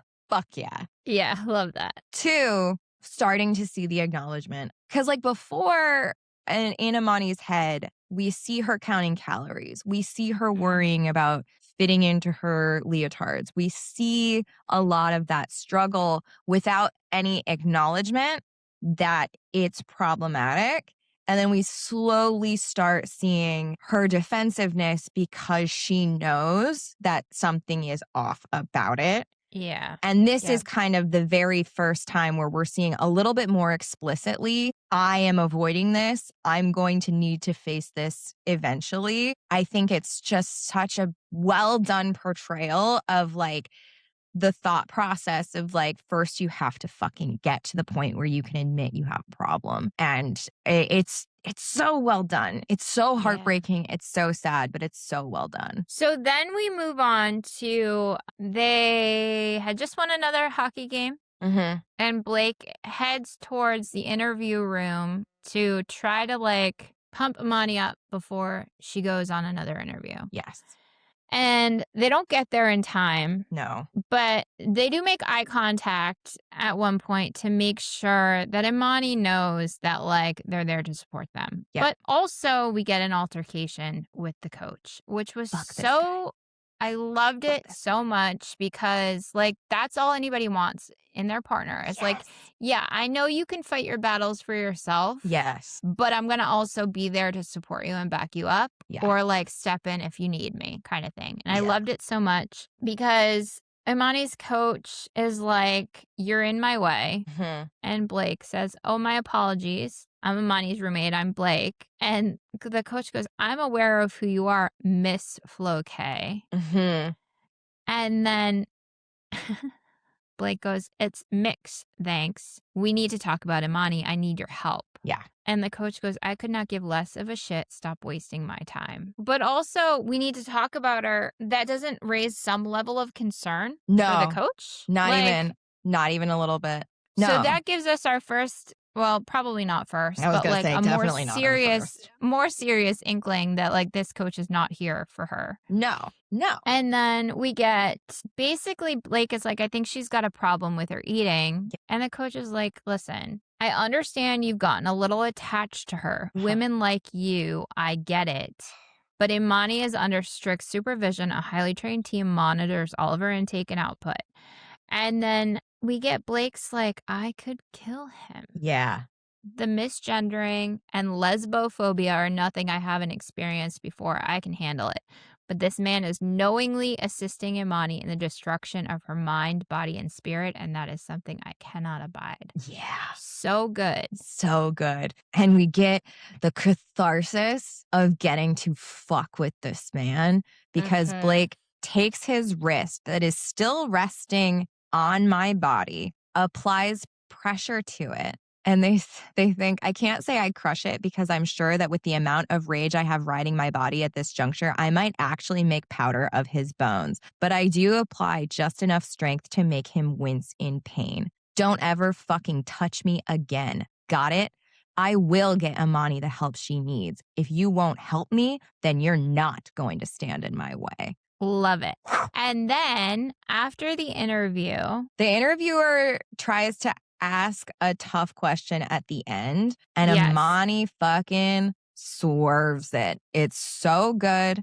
The interviewer says, "Tell me, Imani, what makes you so good? Is it because you have something the other skaters don't? There have been rumors circulating lately."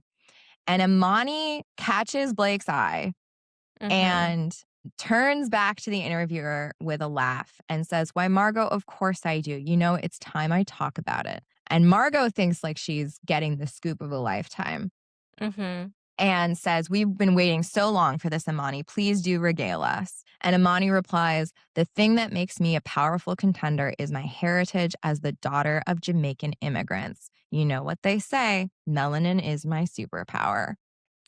Which, so good. She ends the interview for her. She says, "Thanks for Yeah. having me today, Margot." Oh, and walks off. It's so good. It's so good. But then this fucking coach, man, this fucking coach. is like, "What are you doing?" Mm-hmm. And she's like, "What do you mean? Like, I did a great job. I didn't yell at anybody. I didn't swear. I did great." And he says, oh my God. He says, "I swear it, Imani, I'll fucking quit if you don't get your shit together. You think you're going to be invited to the White House if you start throwing around the race card?"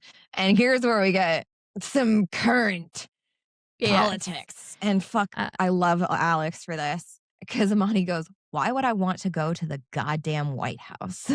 And he says, "It's a time-honored tradition." "What do you mean?" She said, "So is protest. If you think I want to be anywhere near that oversized carrot, you're out of your mind." Which, like, I love this because authors a lot of times won't put this type of stuff in their book. Yeah, For a couple reasons. One, it dates it. it does. But this is dated, so that's Yeah. already off the table. Yes. And two, it makes it be a little divisive, which I love that Alex does not give a shit. No. She's so firm in where she stands with things Yes. that, like, either like me or don't, but this is what it is. Yeah. And I respect that so much. Same. I love it. Reading is inherently political, and anyone who says otherwise is a Republican. Did you see the thing that I it took me a second for that to register. Did you see the thing that I posted in our story about, like, I'm sick of people saying that, like, this is not intellectual? I don't think so. It was a video that said, like, I'm sick of the intellectualists saying that reading smut is not intellectual because these are people that are not looking to have intellectual conversations about what is in these books. Yeah. And how, like, a lot of the themes that you're seeing in books now still have a deeper meaning and still talk about, like, really, really important and really, like, intellectual topics. But if you're reading it at surface level, like, who's not the intellectual there? Right. You know? If you're not Or if engaging with it critically, like, yes. that sounds like a So you problem. it was a really, really good reel. I like that a lot. So we get Imani saying, when you say assume the right appearance, again, you got to be shitting on my dick, which is so funny. It's so good. I think you mean I try to look as white as possible, don't you? Yeah. And the coach says, I've always looked out for your best interests. We're a conservative country, Imani. She says, no, we aren't. No. And then says, why did you agree to coach me, Lowell? Mm-hmm. And he says the quiet part out loud, Mm-hmm.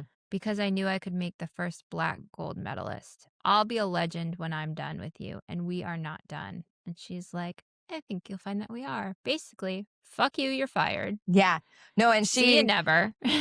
she literally says, I'm going to make sure that everyone knows it. And she practically yells, if we are like on the stage of the interview that she just walked off of, and says, you're fired as of this moment. It's so cathartic. It's so good. We worked It was so so hard. good.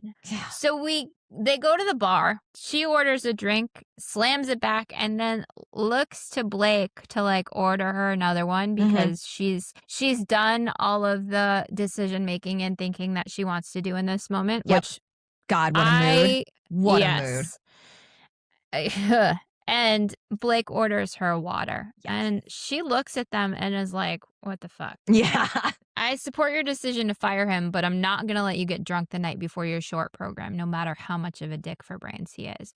So, like, again, we get that, like, support, but support in a way that's not going to be detrimental to her sport, her livelihood, her physical or mental well-being. Yep. It's all just very, very well done. Yep. So the next day is Imani's short program, and she hates everything. She hates what she's wearing. She hates her hair and her makeup.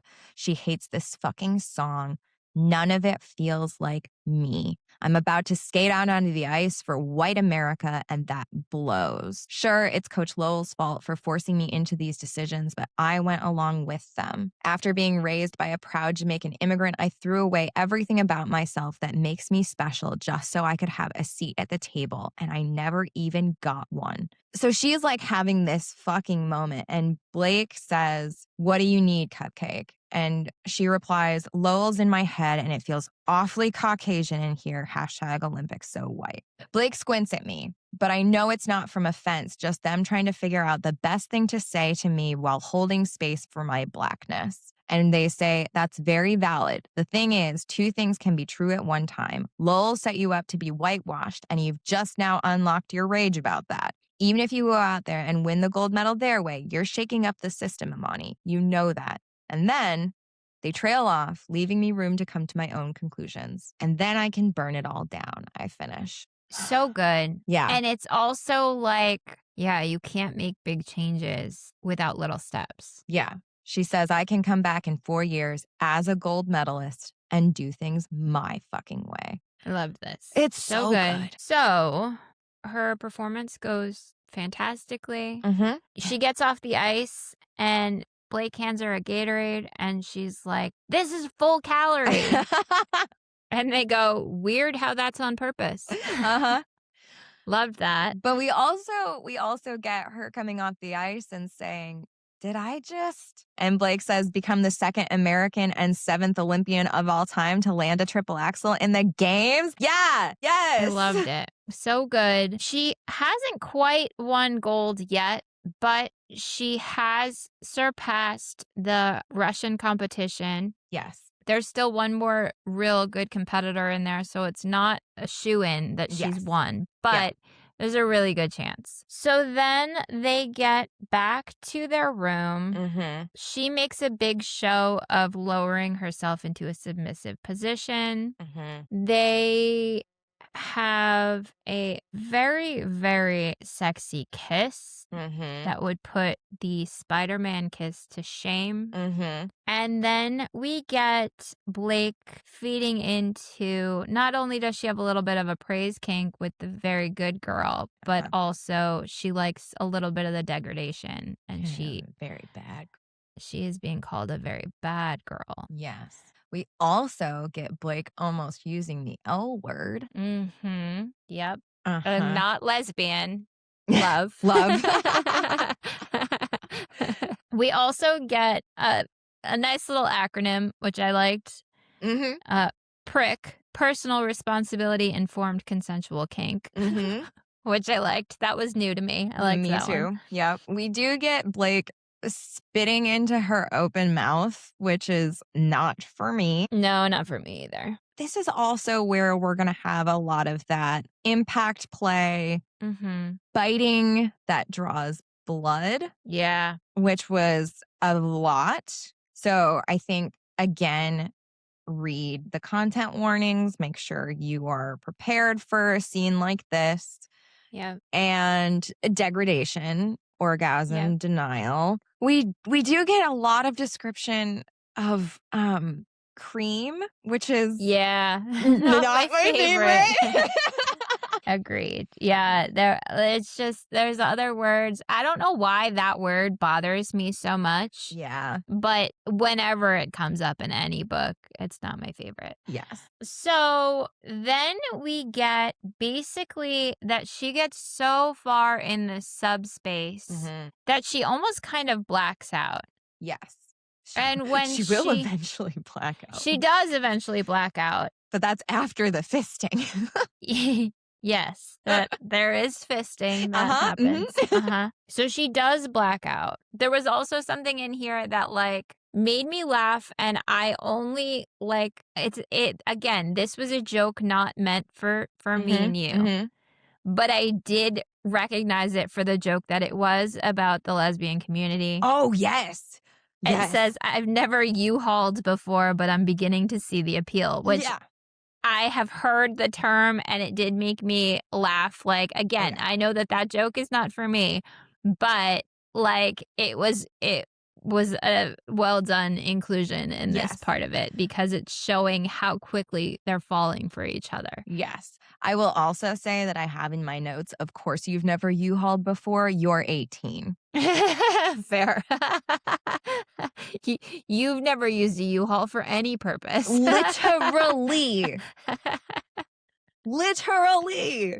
Girl. You're still in your childhood bedroom. You're a child. A child, I tell you. When she comes to, she starts to basically panic. And Blake is so great about this. Everything is wrong and it's all my fault. I really am a bad girl. And would you have me even as fucked up as I am? And Blake says, you're not fucked up. Dealing with hard shit and never having gotten the resources for them isn't your fault. And she keeps going, no, I'm not good enough to win the gold, to win over the audience, to win your love. And this is something that we've seen maybe a little bit more explicitly in some other stories. Yeah. But the coming down from subspace is very emotional. Yes. And Blake does call this out and says, you are having some insane sub drop right now. And I don't know if you even know what you're saying. But just so there's no fucking confusion, I'm insane for you. Imani, I love you more than I love the game. My entire life has been wrapped up in hockey, but I finally found the one thing that makes it a second priority. And again, in case you're not thinking clearly and I need to spell it out, you're the first. I loved this so much as somebody that requires validation, reassurance and validation. Yeah. Like, this is the dream to have somebody make that kind of declaration for you. Yep. Despite the fact that they've known each other for 2 weeks and and there's quite the age gap.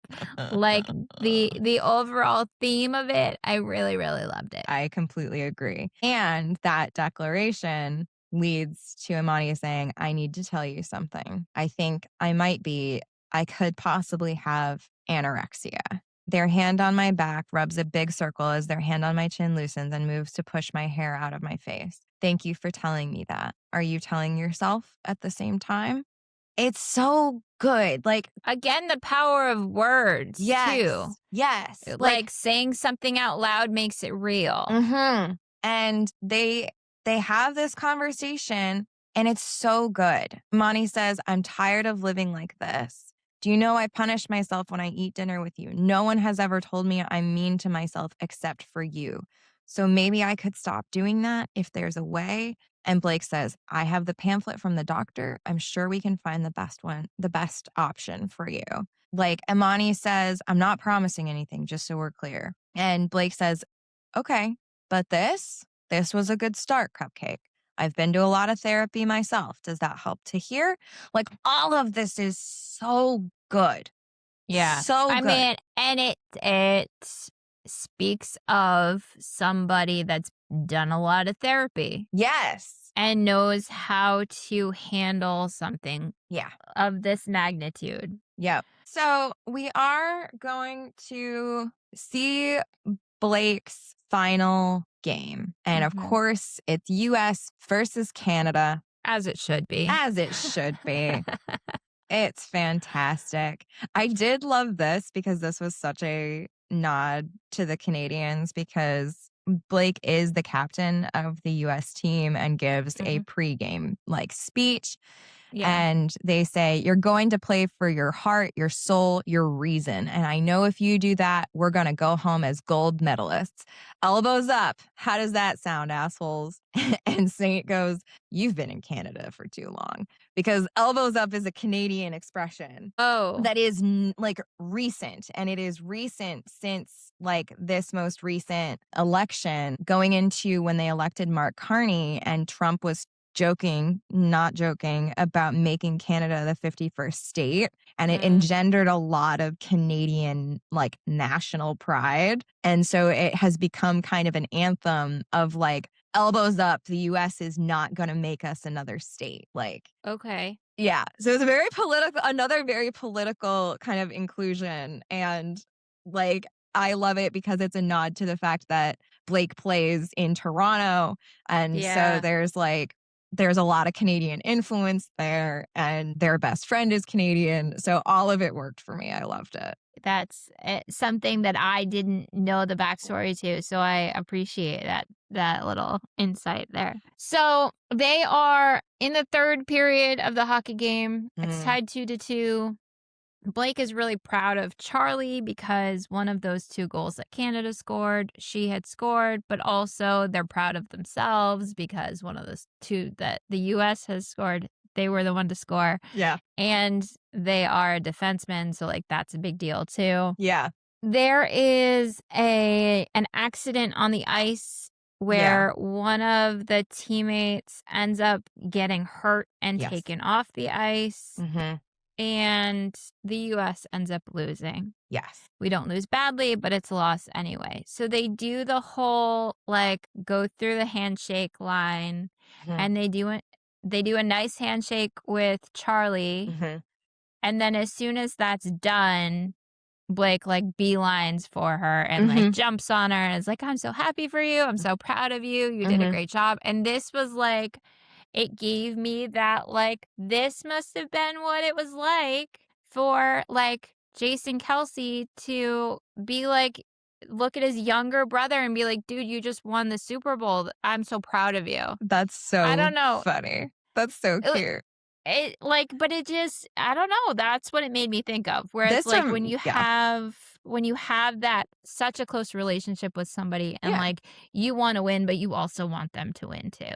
I do like to see in professional sports Yes. when they have those friendships. That's so important for kids to see. Yes.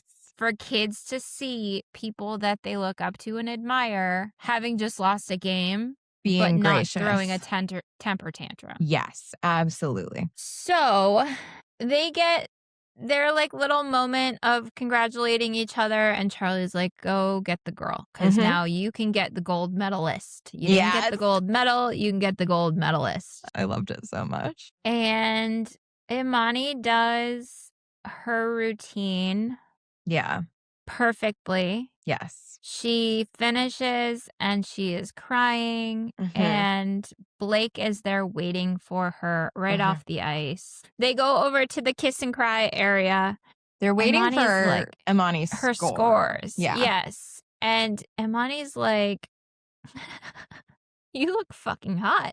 If it wouldn't cause an international incident, I'd be down for public sex.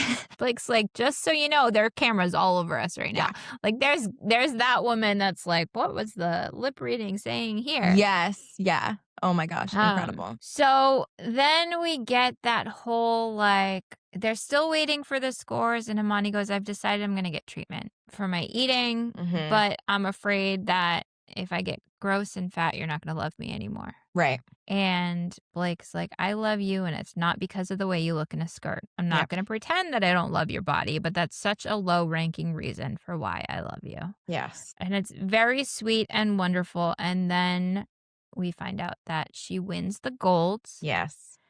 Blake says, you just won a gold medal in women's singles figure skating, but I just won a gold medal in love. They said the thing. Which is the name of the book.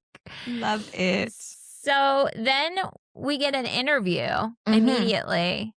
And one of the interviews, like, there's so many things we want to know. One of them is, did you actually fire your coach? And she goes, that is true. Thanks for bringing it up. It became apparent that Coach Lowell was not looking out for my best interests, and I decided it was prudent that I let him go. And the interviewer was like, he's been reported saying that you're difficult to work with and that you're an angry young woman with no direction and a misguided sense of where to place your passion. And I love this because, like, she's not getting defensive and angry anymore. No. She said, dismissing a Black woman as angry. How novel. Coach Lowell was a bad actor. When I finally came to my senses, I discovered he was impeding my success instead of championing it. So then we get the interviewer trying to say, like, so what's going on between you two? And says, so is this who we have to thank for those illuminating changes? And Blake says, no, Imani did this all on her own. You think anyone can make this woman be anything or anyone she doesn't decide to be on her own? Nah, I'm just here to watch. It's so good. But she does the big thing. Imani does, yeah. Imani does the big thing and says, well, Margot, let's put those rumors to bed. Blake isn't just obsessed with me. The feeling actually is very mutual. And then Imani grabs Blake's tie and pulls them in for a kiss. It just is wonderful and sweet and wholesome.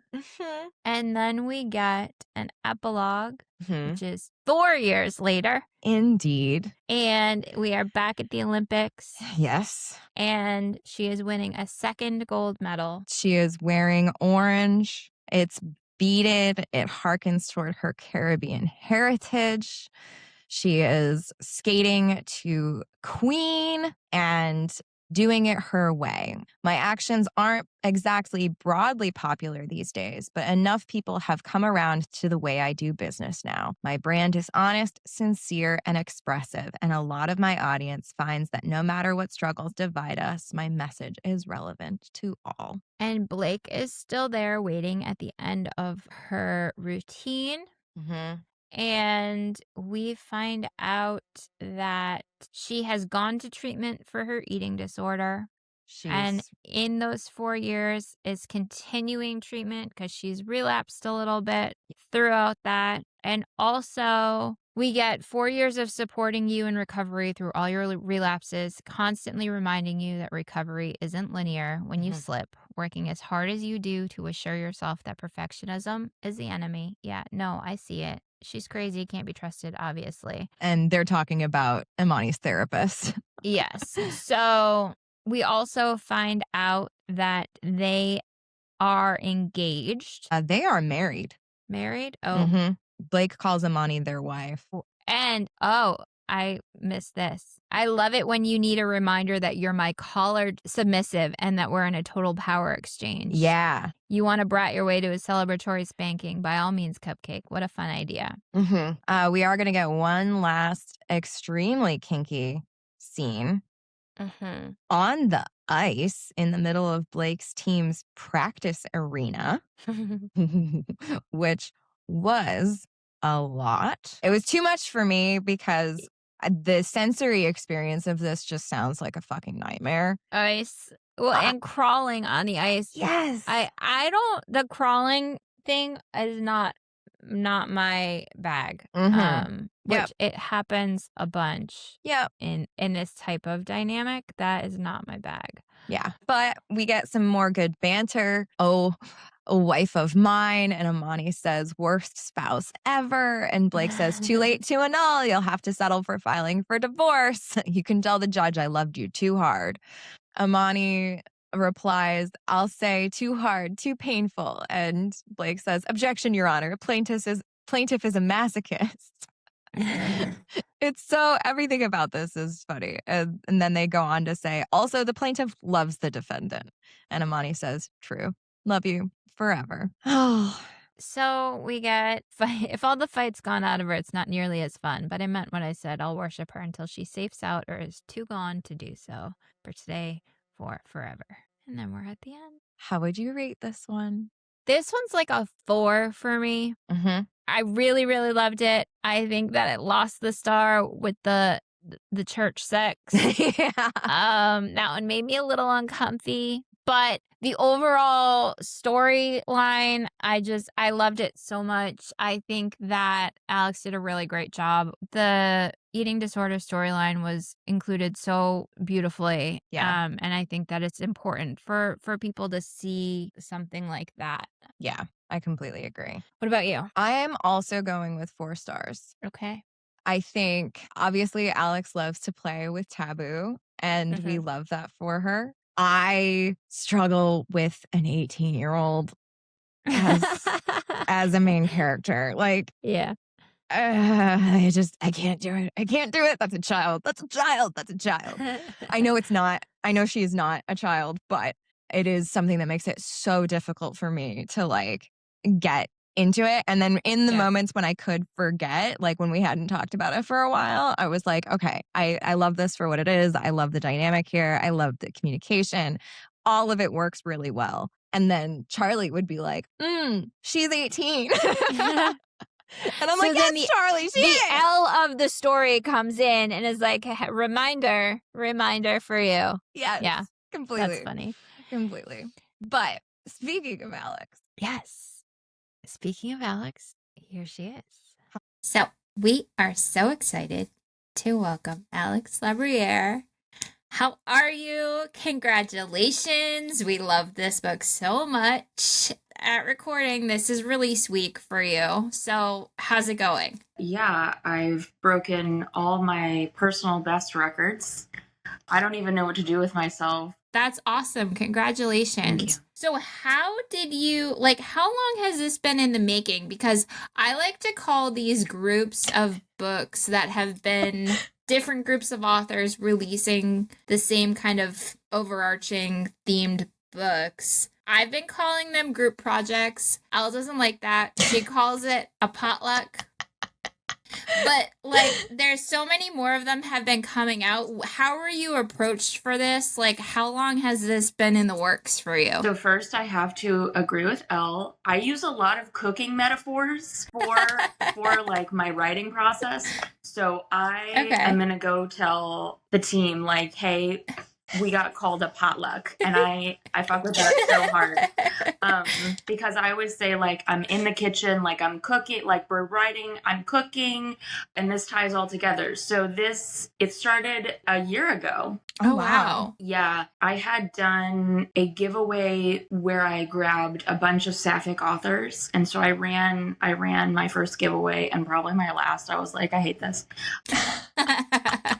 Now people are like, hey, do you want to do a giveaway? And I'll be like, yeah, I'll throw a book in. You just tell me where to send it. Yeah. But it was still new for me in my author career. I didn't have a lot of contacts back then. And so it was kind of also let me make friends. And so Allison Temple was one of the authors that joined the giveaway and popped into the group chat to be like, hey, I'm going to do this multi-author series for the Olympics in 2026. And I want to do a Killian and Sapphic. And I was like, okay, that sounds really, really fun. Yeah. And so it was last January, and I'm in the kitchen, and all of a sudden the plot body comes to me, and I'm with my girlfriend at the time. I'm like, what if?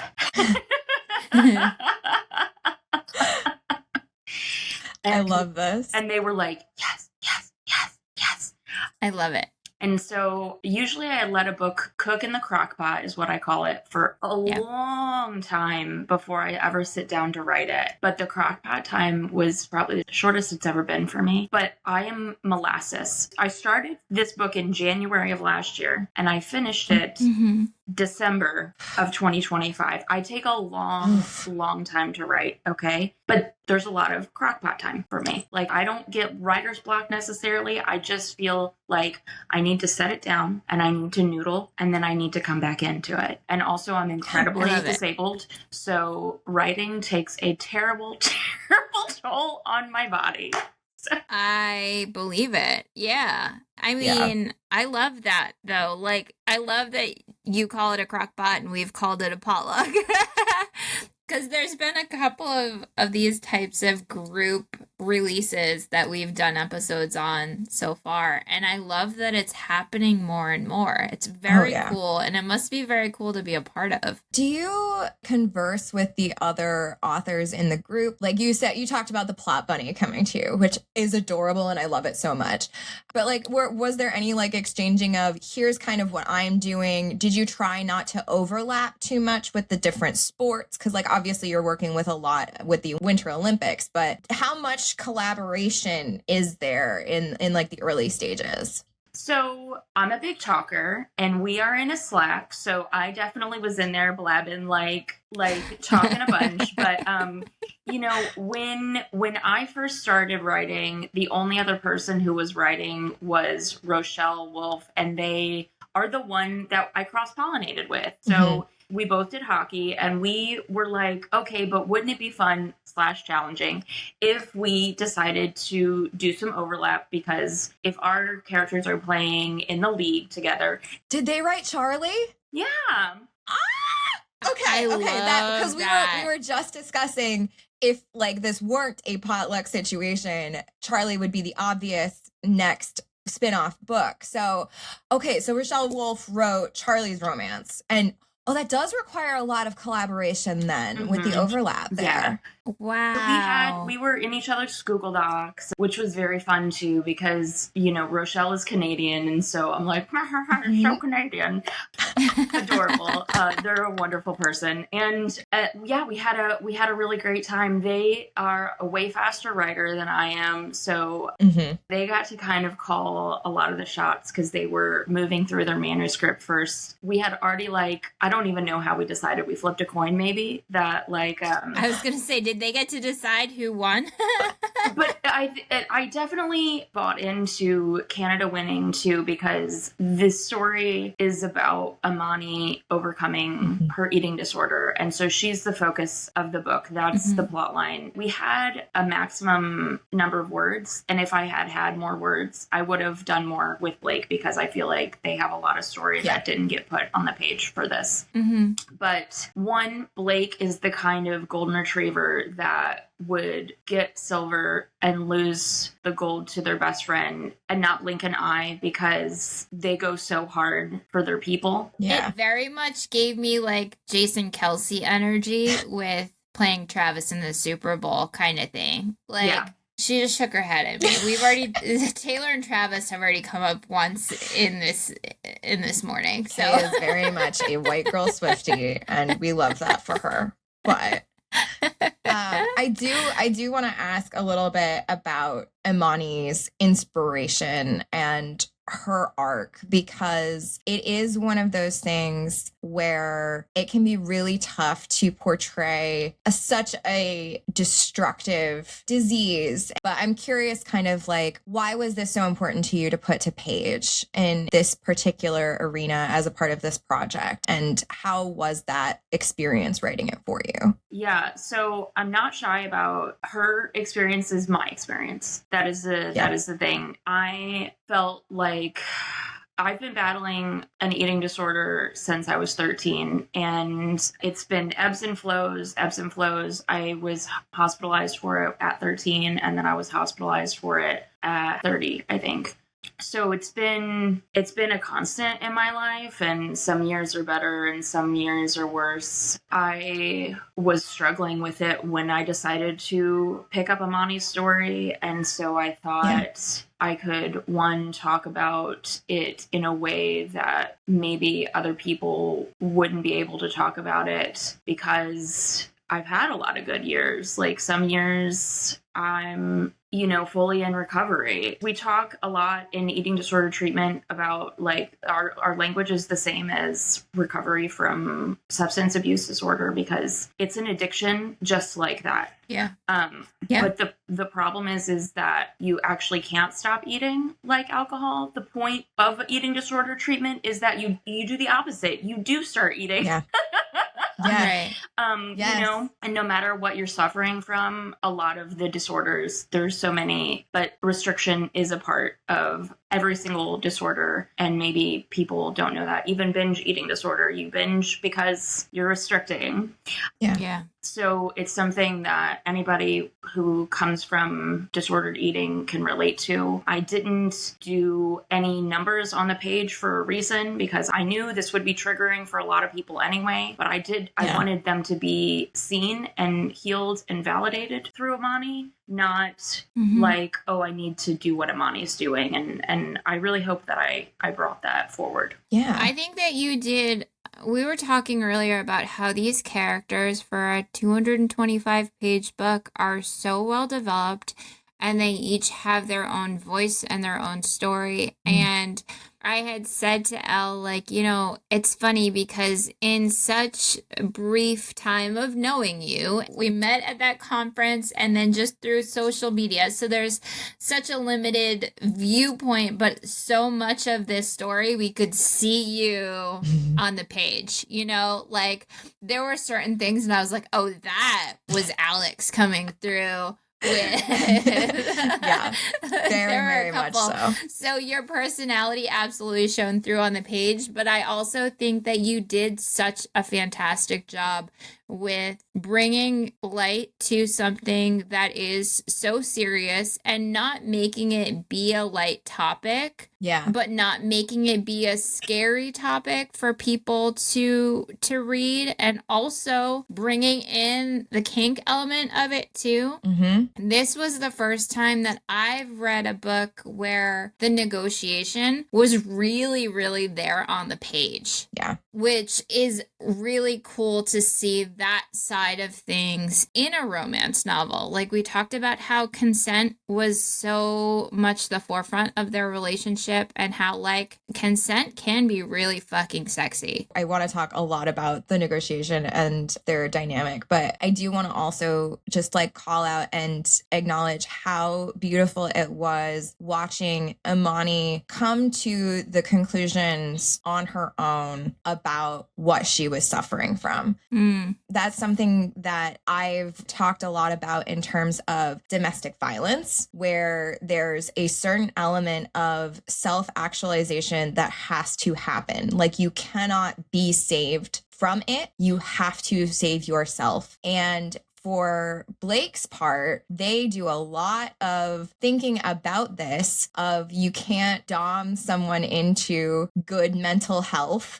Like, this is not something that they can fix for Imani. It felt so intentional and so well done that Imani was like, this is something I have to save myself from. Will you support me while I do it? Which I really, really liked. That was very, very important for me, because you see that Blake would be White Knight. You see that, like, yes, but they have done, and it's not really talked about, but it's there in the background that Blake's done a lot of therapy and a lot of self-work. Because the book is about Imani's eating disorder, to take away their own actualization would have been doing a disservice to every single person who's suffered from ED, because I had to save myself. Yep. I have to save myself every day. And you can save yourself if you have the right people in your corner. You have to choose yourself every day. You have to choose yourself every day. And Imani chooses herself in the end. Love that so much. But yes, Can we talk about the smut? Because obviously that's what we do here. And it is, I think, probably whiplash to some people who might be new to the podcast that we do spend a lot of time talking about not the smut, and it ends up being very serious. But truly, this was, to Kay's point, some of the most detailed negotiation that we've seen in a lot of cases and with a lot of romance novels, where sometimes we allude to the negotiation, sometimes we talk about the checklist of like what you're into, what you're not. But despite the fact that you are very clear at the very beginning of like, this is not a guide to the lifestyle, I do feel like there are a lot of pieces here that are a healthy portrayal of how one might go about it. So can you talk a little bit about coming at this dynamic and writing it in a healthy way and making it still be sexy while also being educational, like instructive? Like, I don't know. It worked so well, and I love it so much. Yeah. So I'm not really in charge. The characters come to me. The characters come to me and they're in charge. Okay. Yep. Blake needed that negotiation, because they're a consent deity, and which is anybody who's read me prior, I've written back to back to back dark romance, and there's no fucking negotiation. No. We read the one time with the margarita. Yeah, I got it right behind me, actually.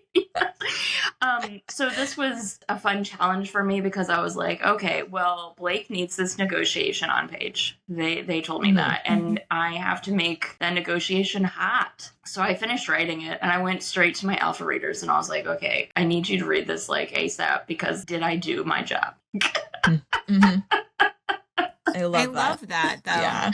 It's so good. And yes, you did, because it was hot and it was also like, oh, okay, like we don't ever see this on page. I feel like I could give this book to my mom and have her be like, I could not. Yeah, but we talk about this a lot anyway. My mother does not know this podcast exists, and Kay's does. So I think that you did a really good job with this to put BDSM on the page in a way that for people that are not like familiar or into it, or like still makes it really accessible in a way that's like, oh, okay. You know, I don't know. I loved it, but that dynamic is also like, I love that dynamic in a book anyway. Yeah. So I thought it did a great job. Well done. Like making the negotiation part anticipatory. Like part of why it was how you threaded that needle of like, this is important and this is a thing that we have to do with clear heads and make sure that everyone's on the same page and has an understanding of what they're actually going to be into, while also making it like exceptionally sexy.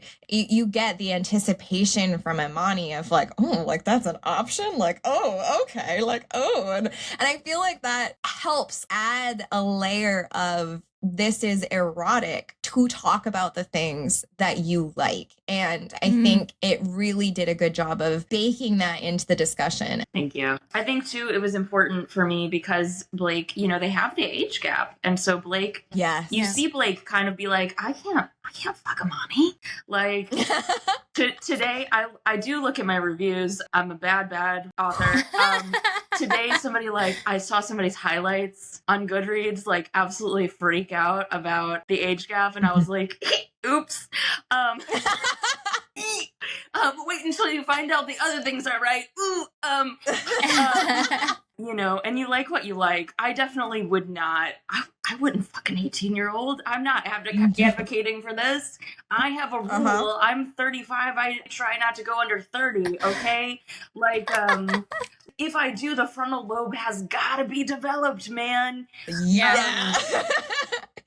Charlie was our hero in a lot of this. Yeah, like, there's rules, okay? But like in a book, it's hot. I like taboo, forbidden things, you know, but I wanted to show the dichotomy of like, well, if I'm gonna fuck this 18-year-old, I have to like make sure this 18-year-old knows what I'm about.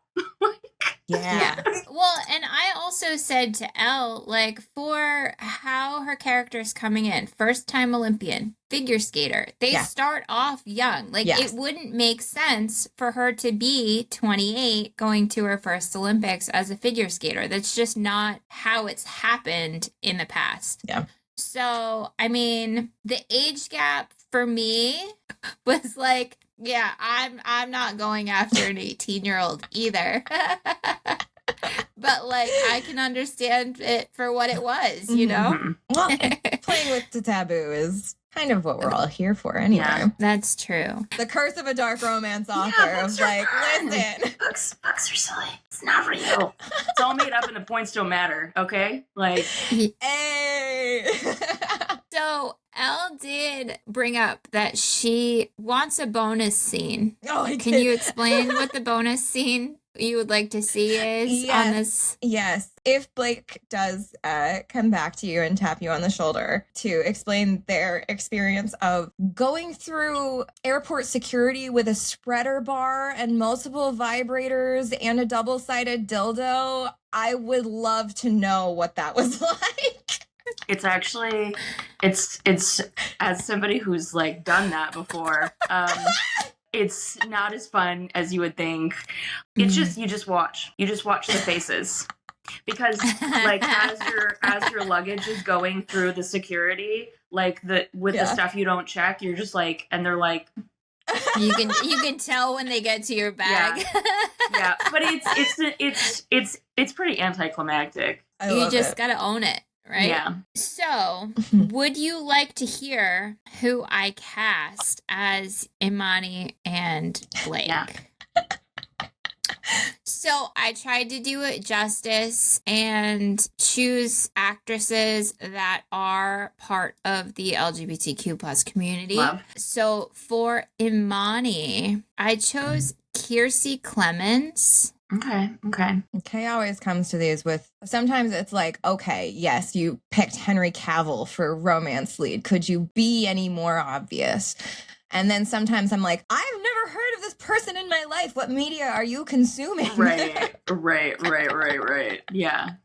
So it's funny, actually. So she started on the Disney Channel. Okay. Incredible. But she's also been in The Flash. Okay. And they're still making a movie. Is that Ezra Miller still? Oh, God, it should be. Andy. I was going to say. Oh, I don't know. God, I hope not. She's stunning. I want my Imani to be a lot darker skinned, but she's stunning. Yeah. Yes. As I picked it, I was like, that's not the description that we were getting, because her skin is definitely a lot lighter than what I was even picturing as I was reading it. So I feel you on that one. Is this Renee Rapp? Yeah. So Blake, I went with Renee Rapp. I feel like Renee Rapp would do the character justice with the little bit of attitude, but also give the golden retriever energy in some ways. She's an ADHD chaos monster herself, so yeah, I would be really interested to, because she presents so femme, to see her like get more androgynous and like, because Blake stays butch masculine presenting like the entire time. Yes. Yeah. I would love to see Renee like tap into some masculine energy. Yeah. Oh, hell yeah. That would be so fun. I loved the ADHD chaos monster. I loved the open browser tabs in their brain. I loved constantly humming a tune. I was like, oh, that's my brain. That's my brain right there. It brought me joy. I had a beta reader like leave me like commentary like crams more Adderall XR into Blake's mouth. It's so good. Truly, you wrote something very special, and we are so grateful that you gave us an opportunity to see it early. But can you tell our listeners how they can find you? Yes. What you got in not coming a up creepy and- way? Okay, so That One Time with the Lemon Drop is what I'm currently working on. The second in the That One Time at the Bar series. We can't wait.